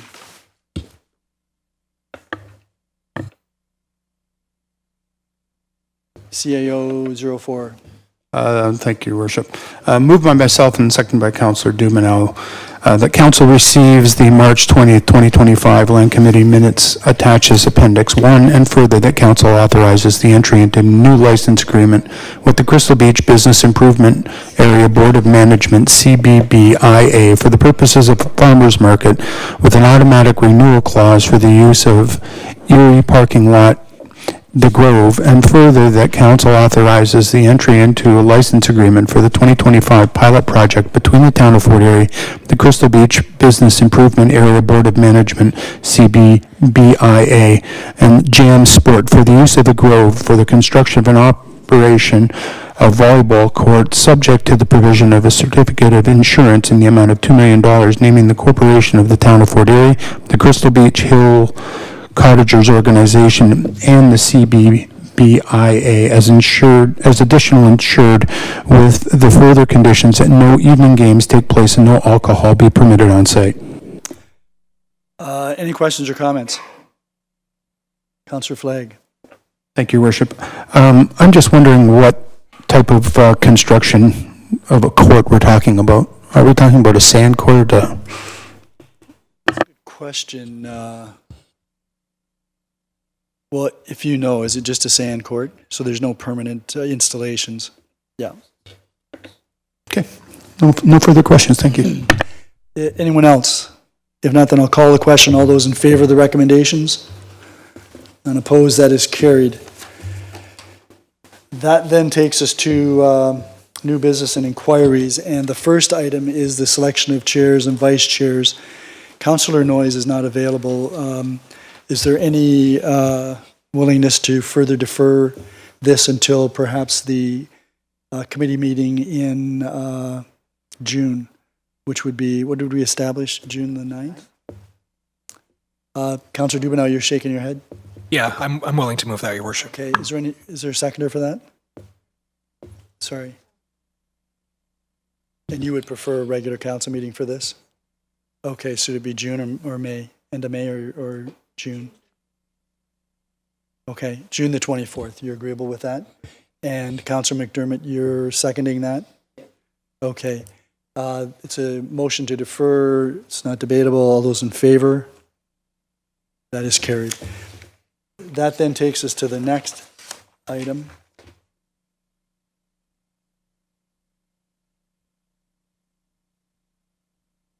Which is, this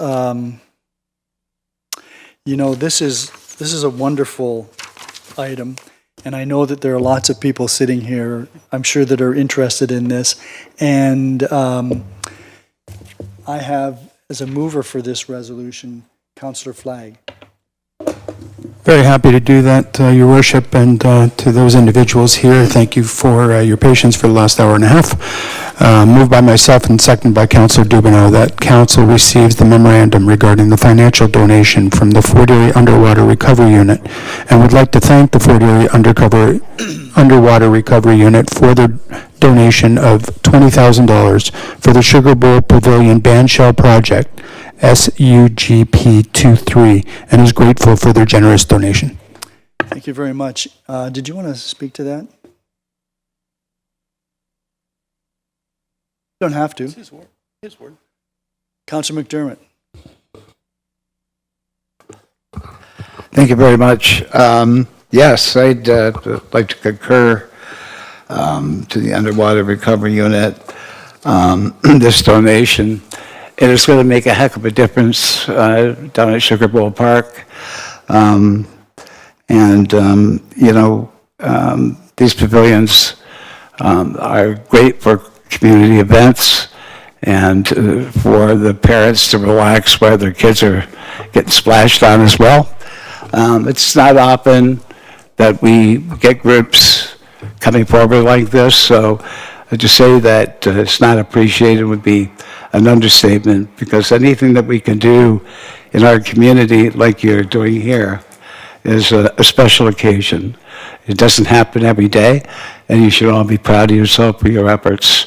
And as Councillor for that ward, I certainly, on behalf of the residents of Ward 1, I'd like to thank you all. Thank you very much.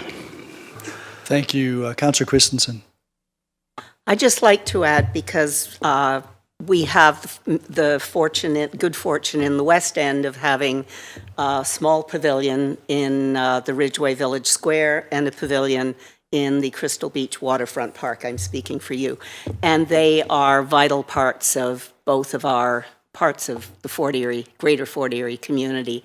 So this is, Sugar Bowl is a wonderful park and center for anyone to gather, and this will just make it even more wonderful. Thank you very much. Anyone else? So let me say that we've had a very good relationship with the Fort Erie Underwater Recovery Unit in the past. You've done some wonderful things in our community for which we're all appreciative. Aside from the resolution which we're going to pass this evening, we will provide confirmation of that and a letter in writing expressing our gratitude for the work that you've done. You're a big part of the community, and we want you to know how much we appreciate what you've done in the past, as well as what you're doing now with respect to this band show. So I'm going to call the question. All those in favor? None opposed. That is carried. Thank you very much, folks, and you're more than welcome to stay for the balance of the meeting. Or break your legs leaving. Yeah. Don't all rush to the door at once. Okay, so I'm going to go to the next item, which is Councillor Christensen. This has to do with the Ridgeway BIA. Yes, Your Worship. Moved by myself and seconded by Councillor Flagg that Council accepts the resignation of Chris Cicluna from the Ridgeway Business Improvement Area Board of Management, and further that Council directs staff to proceed with filling the vacancy in accordance with the procedural bylaw. Thank you very much. Any questions or comments? All those in favor? That is carried. That takes us then to a notice of resignation with respect to the Bridgeburg Downtown BIA, and that's Councillor McDermott.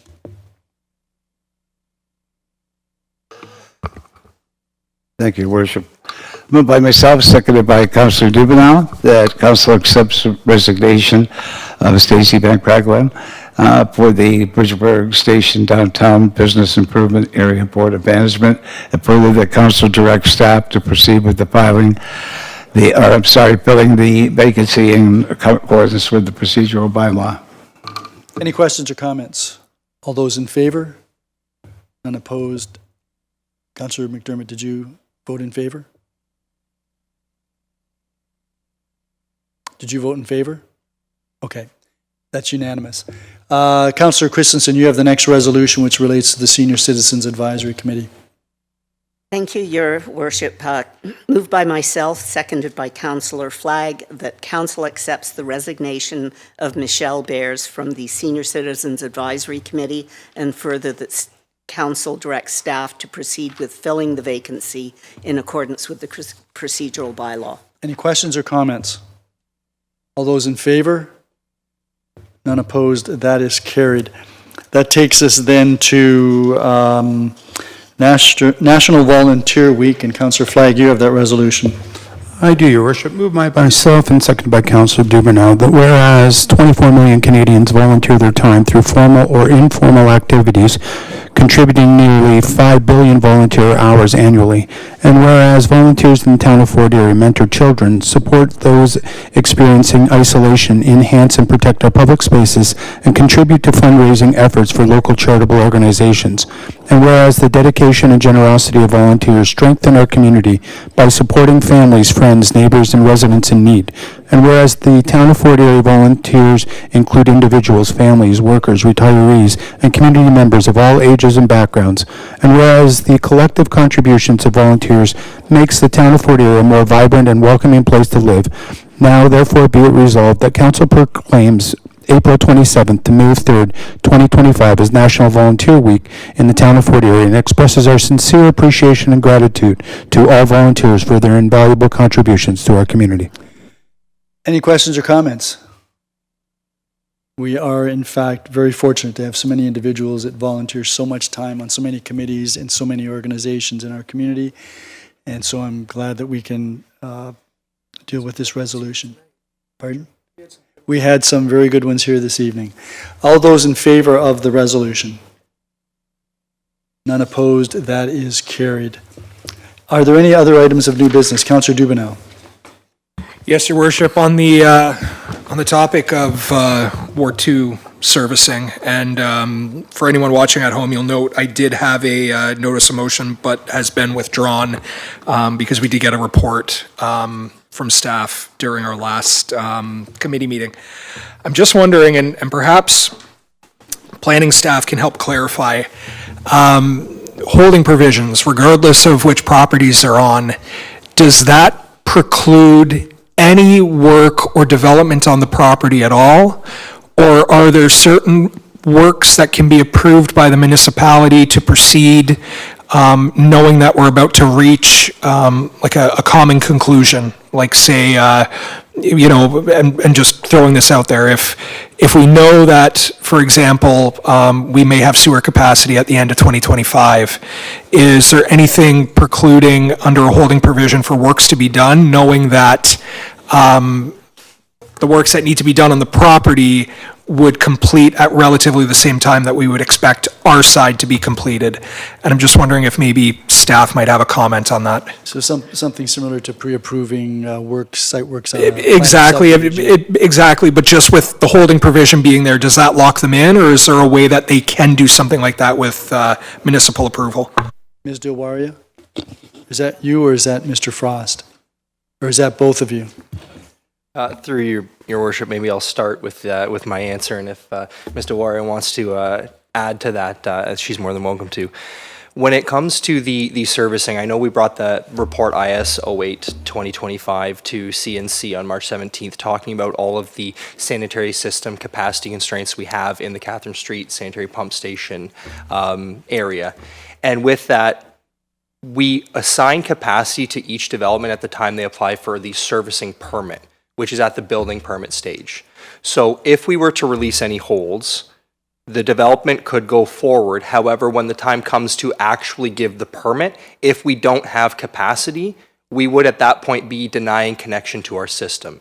So the hold is really in place to protect developers from spending too much money going down a path of getting everything constructed and then saying, I can't connect to your sewer now.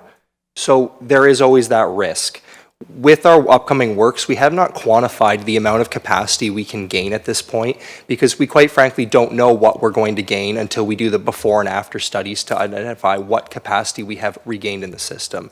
So from staff perspective, it is a risk if we were to allow a development to move forward without those numbers. And there are, I think it was 15 to 20 development holds in this catchment area. So the question becomes of who do you permit, who don't you permit? And it's a game about prioritization at that point.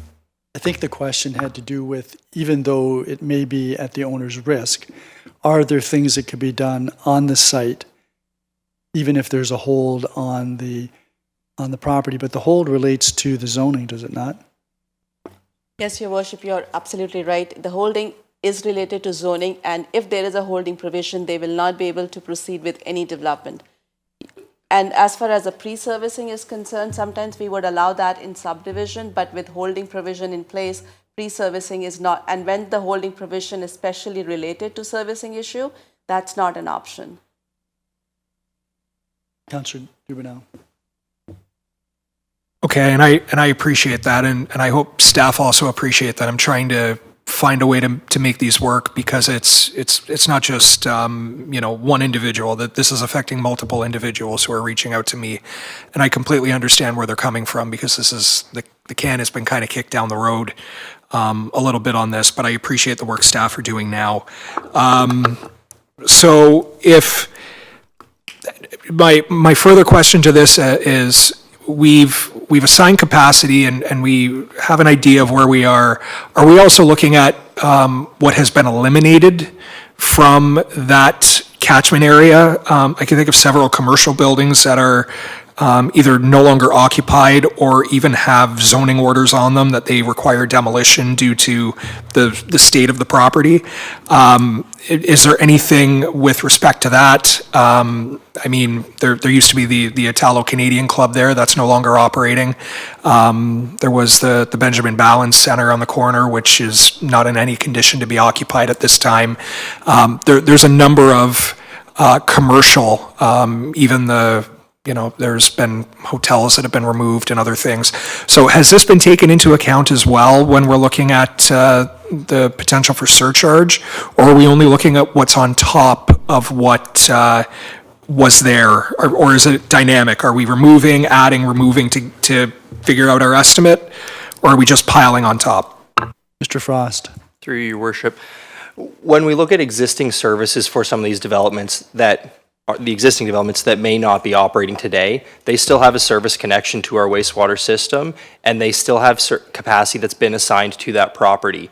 If we were to start reassigning capacity from these developments, we would have to then disconnect the service, advise that property that you no longer have service, which you are entitled to, it's existing as of right, and we don't, quite frankly, go down that path at this point in time. We do put in flow monitors, which look at the wet weather flows. Every year we're doing more flow monitoring across town in various locations. This year we have a large program throughout all of Fort Erie to get a really good handle on where it is. And those flows are there to calibrate our wastewater model, and that model is what we use to identify the surcharging locations, adding development flows on top of that.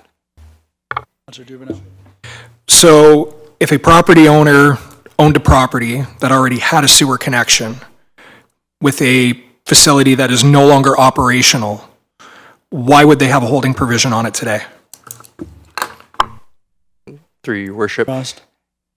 The holding provision would be if your sanitary capacity requirements in the future state are greater than the current state. So if you are contributing 5 liters per second today and you go ask for 10 liters per second tomorrow, we put the hold on because you are adding an additional 5 liters per second. If a development comes forward with 5 liters per second today, asks for 5 or less liters per second tomorrow, that development would not receive a hold. If you are equal to or less than your current contributory flows, there would be no hold because you are less than what you could be taxing the system at today. Councillor Dubanow? Yes, and thank you, Your Worship. So I'm just gonna cap it off with this. This is a very, I think it's a very important issue. I think it's a priority issue. I'm particularly as a councillor who represents this area, and I look at the growth that's happening in this area. And this is also, when we look at our draft, our official plan and the draft that's coming through, this is one of our targeted growth areas because it's a Garrison Road corridor. It is compatible with intensification and, other aspects that are less conflicting with other areas of the town that we've run into.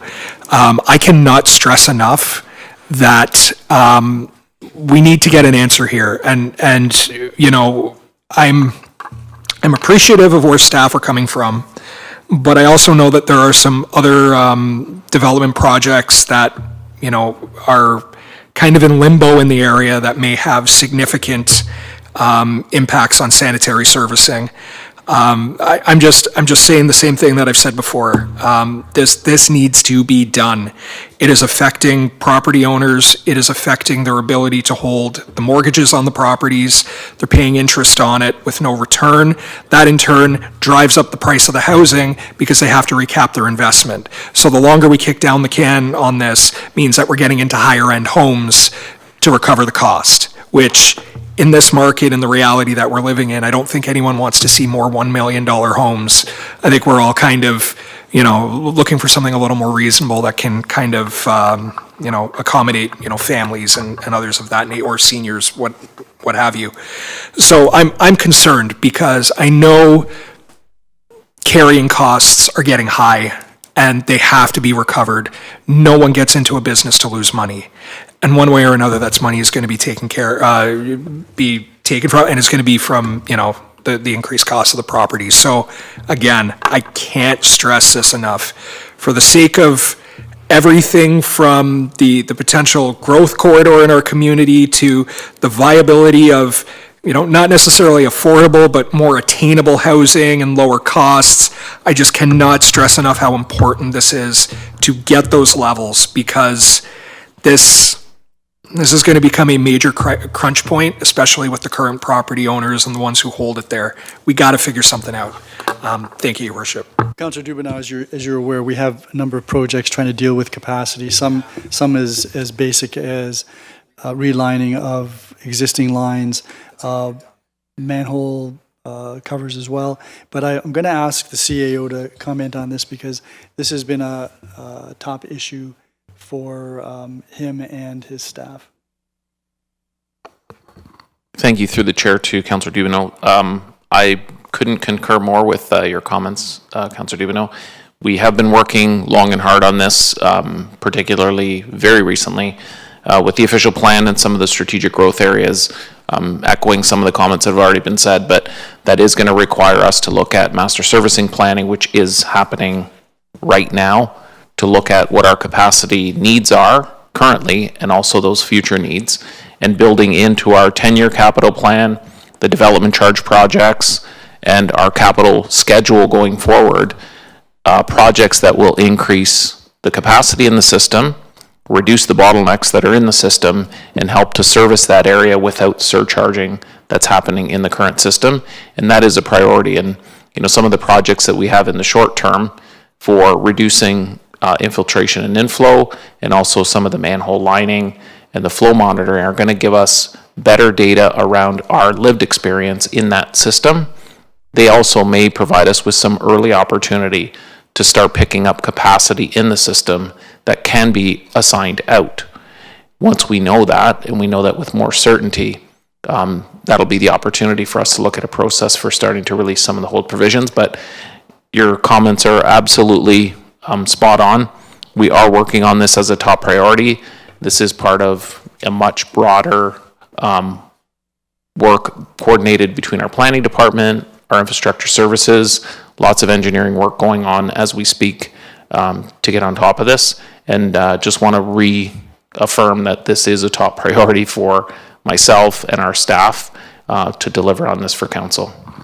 Councillor Dubanow? And thank you very much, Your Worship. And with respect to that report that we got at our last, I believe it was the council and committee meeting, it was an excellent report. And I noticed there were some dates in there and some target dates, and I believe some of this work is even supposed to be completed in 2025, later in the year. So I'll be watching this closely because I think it has multiple touch points, it affects multiple property owners, and it also affects the future growth of our community and where it makes sense to grow.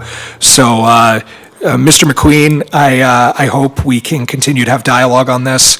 I'm not an engineer, but I certainly have the ear of individuals who are in the area who come to me with the concerns. So hopefully this is something we can work through together, and we don't have any delays on some of the more, simple is the wrong word, but, some of the stuff that makes more sense, like sewer relining and manhole covers. Hopefully we get that stuff sorted out fairly soon, because I think that will give us an opportunity to open some of these up. Thank you for your indulgence, Your Worship. You're welcome. No, it's an important issue. And the other thing is we have been applying for for provincial funding for some of these projects, and we're still waiting to get some positive responses. But we've had a lot of growth, and now we're trying to manage that.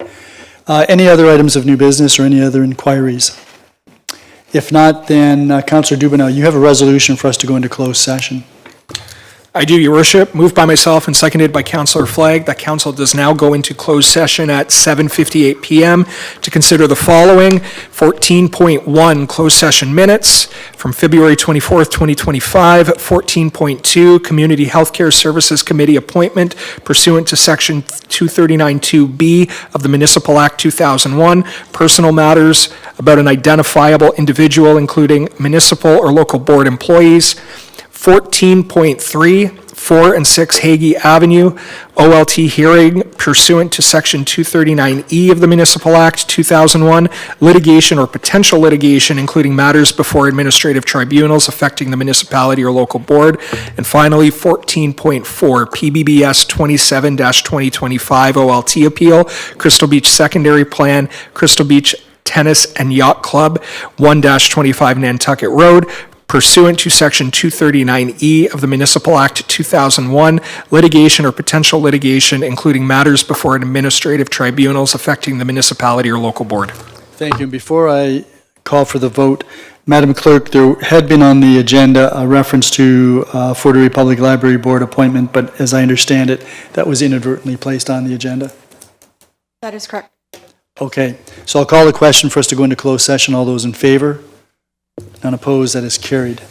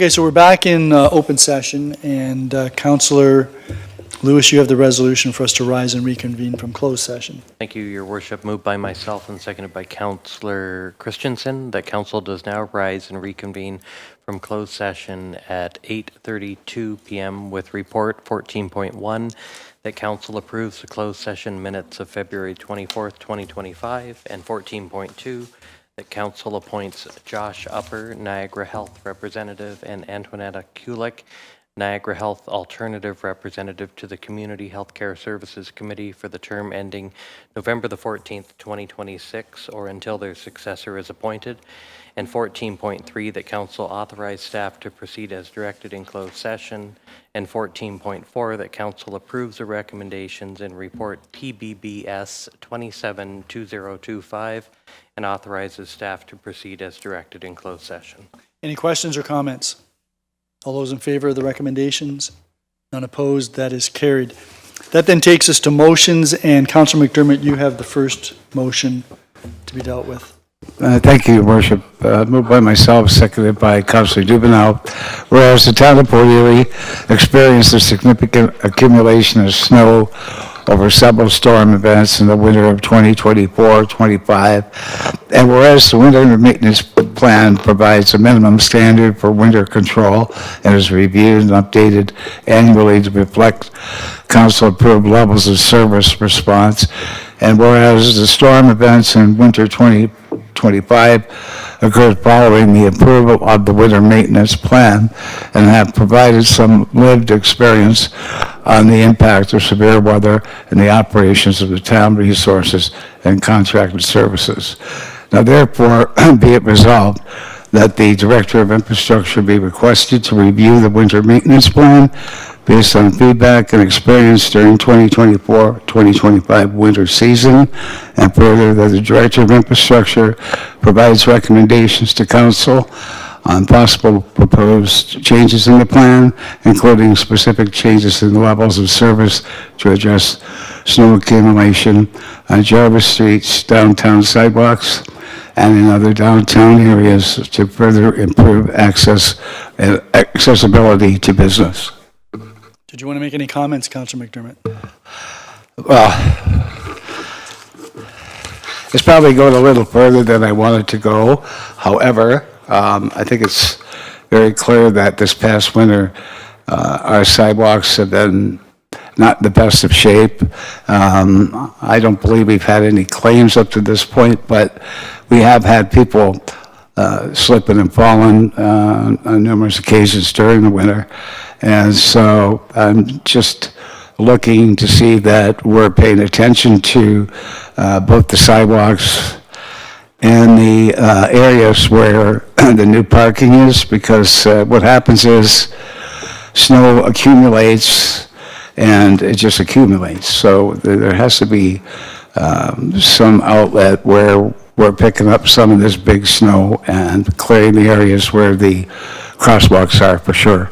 So I'm hoping council will support this, as they're going to review your downtown areas as well, and maybe our service could get a little bit better during the winter time. Thank you. Anyone else?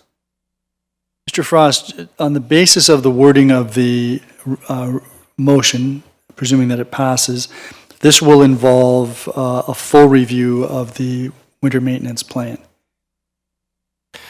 Through your worship, staff's understanding was that we would look at the increased level of services only on special occasions where we deem it necessary. I think the levels of service set out in the plan for the overall winter clearance will be reviewed annually, but should, in my opinion, stay as they are.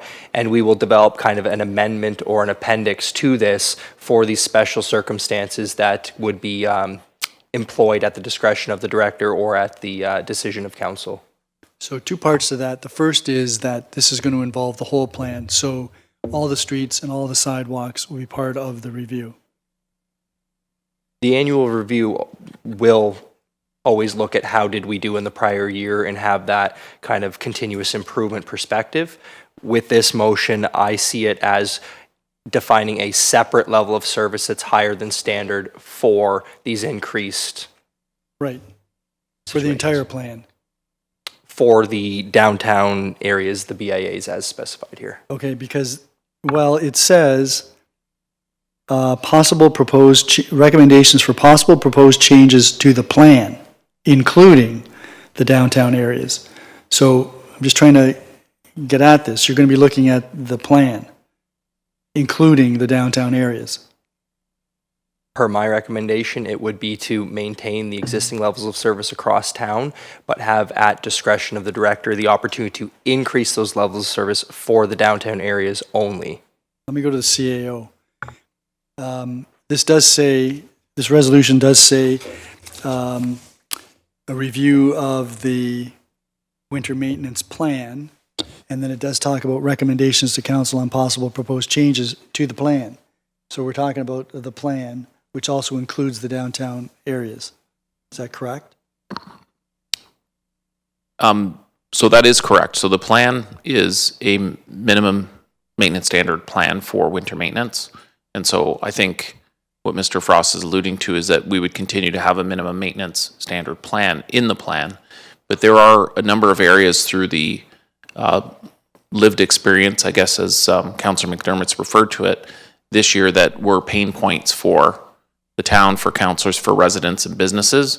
So I think those are areas where rather than modifying minimum maintenance standards in the plan, I think what Mr. Frost is proposing is that if there are specific elements that were pain points for the winter maintenance this year in the downtowns, but there may be other elements as well, that we would look for proposed service changes or changes to the plan to address those issues. And some may come with cost implications, and some we may be able to incorporate or just use discretion to increase service at certain points. I think the challenge that we had this past winter was there was a belief going into the winter season that we were maintaining minimum maintenance standards across, and in some cases that failed to meet the wants and the needs of council and the community. And I think we just need to look at it differently. And I think that's what we would be proposing to bring back, is any proposed changes or clarify the discretion that's left with the director to increase levels of service when we have more severe winters or accumulation like we had this winter. Yeah, and I hear that, and I appreciate that, and I appreciate the concerns about the downtown business areas, because there's a lot of walking there. But I'm looking for some assurances that it's the plan, because there are people that are walking all over the place. I mean, we have accessibility advisory committee, but we also have an active transportation plan, and we're encouraging people to get out and walk, and it's very difficult for them to walk when there's ice, whatever, on the walkways. There are also children that are going to school, so we have walking webs. So I'm just looking for some assurance, CAO, that all of this will be looked at. When it says review of the plan, I'm thinking, okay, review of the winter maintenance plan.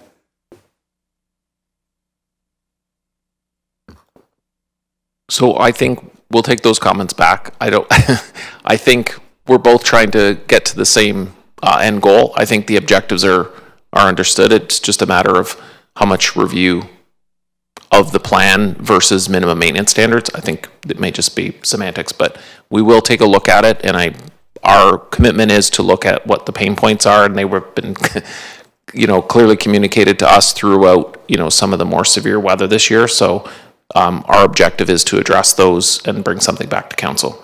Okay, and then back to you, Mr. Frost. You had mentioned that in certain circumstances there may be some discretion that the director will exercise with respect to dealing with these winter clearance issues, winter maintenance issues. What would they be? They would be the extreme weather conditions? Yes, in response, I think that when we look at Jarvis Street, for example, and we had snow buildup, accumulation, windrows between the parking and the sidewalks, the plan would potentially look at things of how often do we basically remove snow in the windrows? What is the spacing between them that we deem acceptable? Where can we store the snow? Would we sacrifice 1, 2, 3 parking stalls for snow storage to improve that accessibility from the parking stalls to the businesses? When do we want to go out and actually remove snow from the sidewalks? and the banks that build up so that, again, it is less than what we experienced this winter.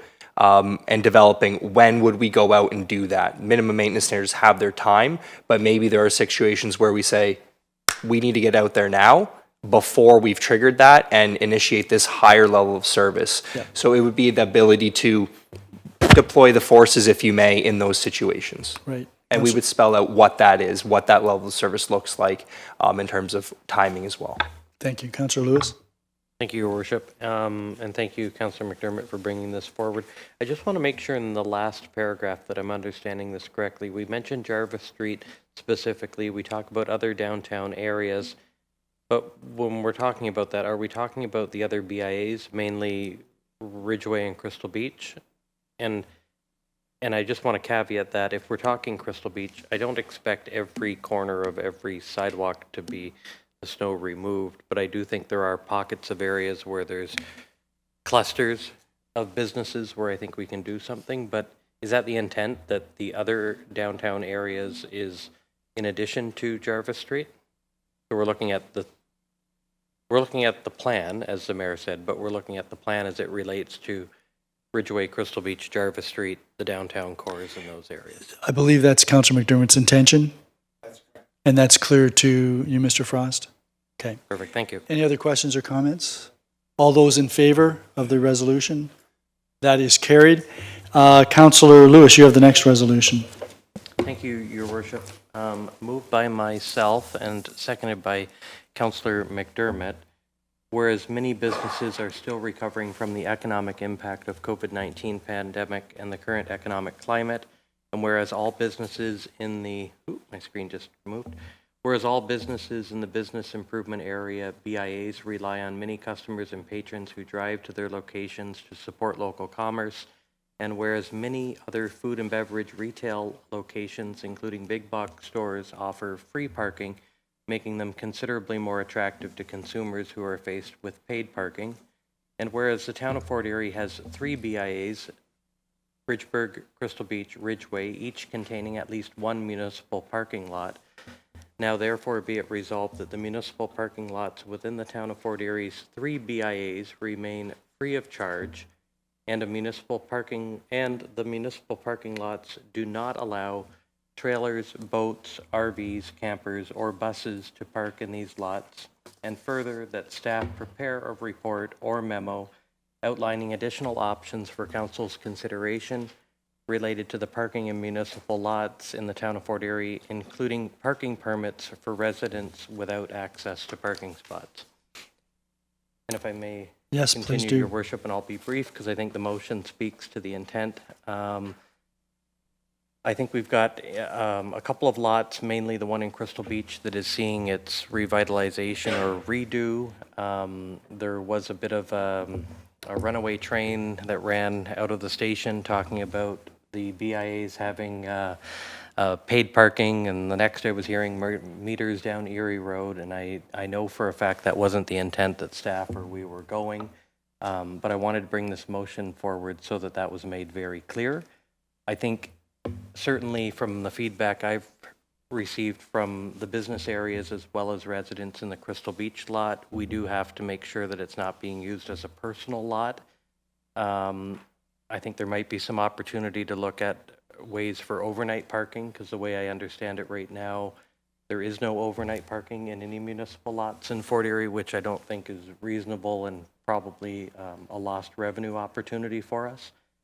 And also, I know in the area of especially Crystal Beach and probably Jarvis Street as well, there may be some residents who do not have parking spots with their units that they live in, mainly because there's just no space and was never considered at the time. So I'm hoping that we can send a clear message that we're supporting the BIAs in keeping those lots free for at least a minimum number of hours, and that we work to find a uniformed approach to deal with all the municipal lots in a fair and equal manner. So those are just my only comments, and if passed, look forward to the staff report or memo. Okay. Any other questions or comments? Councillor Dubanow. Yeah, thank you, Your Worship. I'm wondering if perhaps maybe Councillor Councillor Lewis and Councillor McDermott might consider a friendly amendment. The last paragraph where it says, including parking permits for residents without access to parking spots. I'm wondering if that might be amended to say, including parking permits for residents and their visitors without parking spots. And the reason I mention that is I actually had spoke with some residents in my end of town, which, you know, there are driveways, it's not like anyone needs to use a municipal lot. But the challenge comes up in the winter. And we don't permit on-street parking in the winter. And through those conversations, many residents who had, you know, family over for Christmas and for the holidays, they were agreeable that if there was an option available to them to utilize an underutilized space, even leisureplex parking or town hall parking, to get them off the road when snow and, you know, the winter control is in effect. I'm just putting that out there. You know, I don't know if that would be more beneficial for another motion, if it's something that can be dealt with now. It just kind of piqued my interest, and I just thought maybe it might be something worth consideration. Councillor Lewis? I'll speak to it, but if staff want to add something, I have no issue with that. I think that's the intent of this. We have people who have apartments or a residence that has no physical ability to have a parking spot, which is one group of people. To your point, I guess there would be some properties that might have 1 or 2 parking spots, but from time to time, they need a third. We also have people that have parking in 2 parking spots at their residence, but they have 3 cars. So I think we do need to look at the whole approach and come up with a uniform. It shouldn't be different in Ward 5 than Ward 1, and come up with some, and I think there'll be some opportunity here for additional revenues that we haven't looked at with the overnight parking as one example. So are you agreeable to the addition of the words "and their visitors" after residents in the second last line in the motion? I have no objection to that. Councillor McDermott, are you agreeable to that? Okay, so that's, Madam Clerk, you've got that? Any other questions or comments? And so just for clarification, the Bay Beach parking lot is outside the BIA area? Correct. So with the Grove as well. And in the case of Jarvis Street, there's actually 2 municipal lots, one behind CIBC. My mind immediately went to the one at the north end of Jarvis Street. Behind the, it's not the, yeah. Well, kind of behind the RBC. Yeah, RBC. Not really behind, yeah. Yeah. And where's the other one? And the one at the north end of Jarvis by Central, isn't that a municipal lot? Yes, it is. And having had this discussion with staff, we've also realized there's a few other parking potentials in Crystal Beach that could satisfy the overnight parking, which would not impact the use of this lot. And I think the intent on this lot, at least the one in Crystal Beach, should be for business patrons only. And I think if we also look at proper signage, and I've taken this up with staff as well, but clear signage that says, you know, business patron parking only, beach parking that way. We all know where we're going, but not everyone who comes here does. So I look forward to the report in anticipation this motion will pass. All those in favor of the motion? And it's passed. Thank you very much. As noted, Councillor Dubanow, you've withdrawn your motion. Are there any notices of motion this evening? So then that takes us to consideration of bylaws. Does anyone wish any of the bylaws removed from the package? If not, then Councillor Flagg, could you proceed with first and second reading, please? Absolutely, Your Worship. Moved by myself, seconded by Councillor Dubanow, that the bylaw package containing 19/2025 to authorize the execution of a subdivision agreement with 503-5003 Ontario Limited, Fazal Moon, 010972 Seymour Avenue. 2025 to amend zoning bylaw 129-90 as amended, Spears Garden Subdivision 1278 Terry Drive 21-2025 to enact an amendment to the official plan adopted by bylaw 150-06 for the town of Fort Erie. Planning Area Amendment 86 Spears Garden Subdivision 1278 Terry Drive, Yumling International Real Estate Limited owner.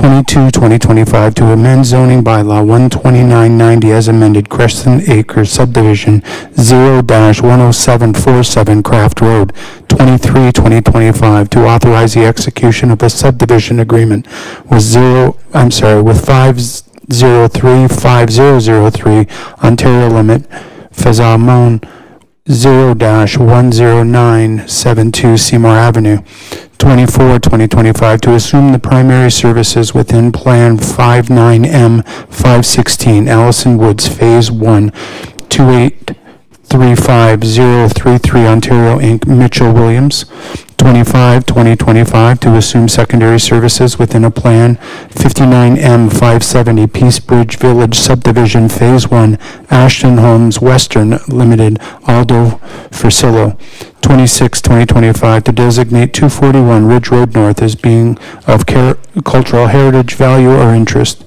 27-2025 to amend bylaw 136-2024 municipal property occupancy policy and bylaw 111-2019 as amended administrative penalty, and to repeal bylaws 52-2020 and 53-2020. 28-2025 to amend bylaw 72-99 municipal alcohol policy. 29-2025 to amend bylaw 51-2024 management supervisory and exempt employees salary administrative plan are given first and second reading. All those in favor? That is carried, so that bylaw package is on the floor for any questions or comments. Councillor Flagg. Thank you, Worship. Parton on the Terry Drive on 21-2025 within the appendix, it was indicated by the school board that St. Philomena School has reached capacity, and that they want to be kept apprised of future buildings and buildings on this portion. Just wondering through you to the CEO whether there's been consultation with the school board as far as what their plan is going forward for students. We have an awful lot of plans in that area with Kraft and Crescent and Terry Drive. It would appear to me to be something that we need to be pushing the school board for. CAO. If I could refer that question to Ms. Dilwaria on that planning application, just for that background. Okay, Ms. Dilwaria. Your Worship, as part of the planning application, we circulate all the application to the school board, so they are notified of any development. And sometimes we get comments back from them, sometimes we don't. But now moving forward, we are ensuring that we get some comments from them. So they are sometimes they are aware, but they don't provide us comments. But we would make sure that they are providing comments to us, and they are notified of all these developments so they can plan their future schools and accordingly. Councillor Flagg. I think I'm more referencing the exact statement here that although the impact, the local school is operating above its built capacity and may not accommodate all students from new development. It just seems to be something we need to act on as a town to make sure that not only the infrastructure of our wastewater and sewer are keeping up, but an opportunity to educate our students and make sure that they're not riding buses or walking too far on sidewalks that may not be easily maneuvered for them. Councillor Flagg, I think it would be appropriate for the CAO and the Director of Planning to invite representatives from both the public school board and the Catholic school board on separate occasions to come and chat with us further, because this is an issue that is starting to develop some serious concerns. We have a number of public elementary schools that are over capacity, and we have now at least one Catholic elementary school which is over capacity, and the growth doesn't seem to be dissipating. So CAO, can I leave that in your hands? Yes, absolutely. Thank you. Anything further, Councillor? No, I appreciate that. Thank you, Your Worship. On a similar vein, and I don't know whether this is Ms. Dilwaria or Mr. Frost, but in connection with the Crescent Acres, I know that there was a traffic impact study, and anybody that uses Crescent Road now to try to get onto Garrison Road knows that if you're making a left-hand turn, you may wait for some period of time, and then you're waiting to do it in safety. With the number of units that are going to be coming out of this development, if any of them are going to Garrison Road with the intention of turning left, it is going to make it a bit more challenging. My question is, in the future, when it's determined that traffic signals are required there, who ends up paying for that? I'll field this one through you. The traffic impact study will look at the existing condition, the future horizons without the development, and then the horizons with the development. And at that point, if we experience growth higher than what the traffic impact study said without this development, that would be just a state of growth, and it wouldn't be this developer's responsibility. And it would either need to be collected through development charges if we identified that as a driver, but this development wouldn't be on the hook for it if the TIS does not say they are required. So that was a long-winded response that didn't actually answer my question. When it's time for a traffic signalization at that intersection, who's going to end up paying for it? At this point in time, it would be the town. Okay. We've also had a lot of growth in Ridgeway and Crystal Beach. I've never seen, I don't believe, any traffic impact study that has suggested we need to do anything of any magnitude. So, do we have any mechanism for peer reviewing traffic impact studies, Ms. Delwaria? Yes, Your Worship, we can hire an external consultant and they can peer review the traffic study. I just think we're going to need to do that. I mean, that's just my view, and I know I'm not supposed to make comments, but I did ask some questions. Okay, we're going to move on. Councillor Christensen, you have third and final reading of the bylaw package. Thank you, Your Worship. Moved by myself, seconded by Councillor Flagg, that bylaws 19-2025 to 29-2025 inclusive are given third and final reading to be signed by the mayor and clerk under the corporate seal. Are there any questions or comments? All those in favor? That is unanimous. And Councillor Dubanow, you have first and second reading of the confirmatory bylaw. I do, Your Worship. Moved by myself and seconded by Councillor Flagg, that bylaw 30-2025 to confirm the actions of council at its March 17th, 2025, and its council meeting held on March 31st, 2025 is given first and second reading. All those in favor? That is carried. Councillor McDermott, third and final reading, please. Thank you, Your Worship. Moved by myself, seconded by Councillor Dubanow, that bylaw 30-2025 is given third and final reading to be signed by the mayor and the clerk under the corporate seal. Any questions or comments? All those in favor? None opposed, that is carried. That takes us to scheduling of meetings. Councillor Dubanow. Yes, Your Worship. The Museum and Cultural Heritage Advisory Committee will be having their monthly meeting on April 9th at 1 p.m. here in Town Hall. I'm just looking here. It looks like we're in conference room 1 right now, so Okay. looking forward to it. Great. Any other meetings? Councillor Christensen. Thank you, Your Worship. The Senior Citizens Advisory Committee will be meeting in Committee Room 1 on April the 2nd at 10 a.m. And the Ridgeway Business Improvement Area Board of Management will be meeting at the Crystal Ridge Library at 5:30 p.m. on Wednesday, April 2nd as well. Thank you. Councillor Lewis.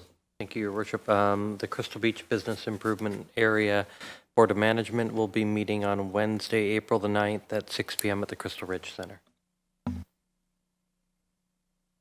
So when you meet at the Crystal Library. Ridge, at the library, right? Okay. Any other meetings? Then that takes us to my favorite resolution, which is Resolution to adjourn, Councillor Dubanow. My favorite too, Your Worship. Moved by myself and seconded by Councillor Flagg that council adjourns at 9:01 PM to reconvene into a regular meeting of council on April 28th, 2025. All those in favor? Unanimous. Thank you very much, folks. So we were going to do something, but I didn't have a chance to get to everybody. We were going to vote against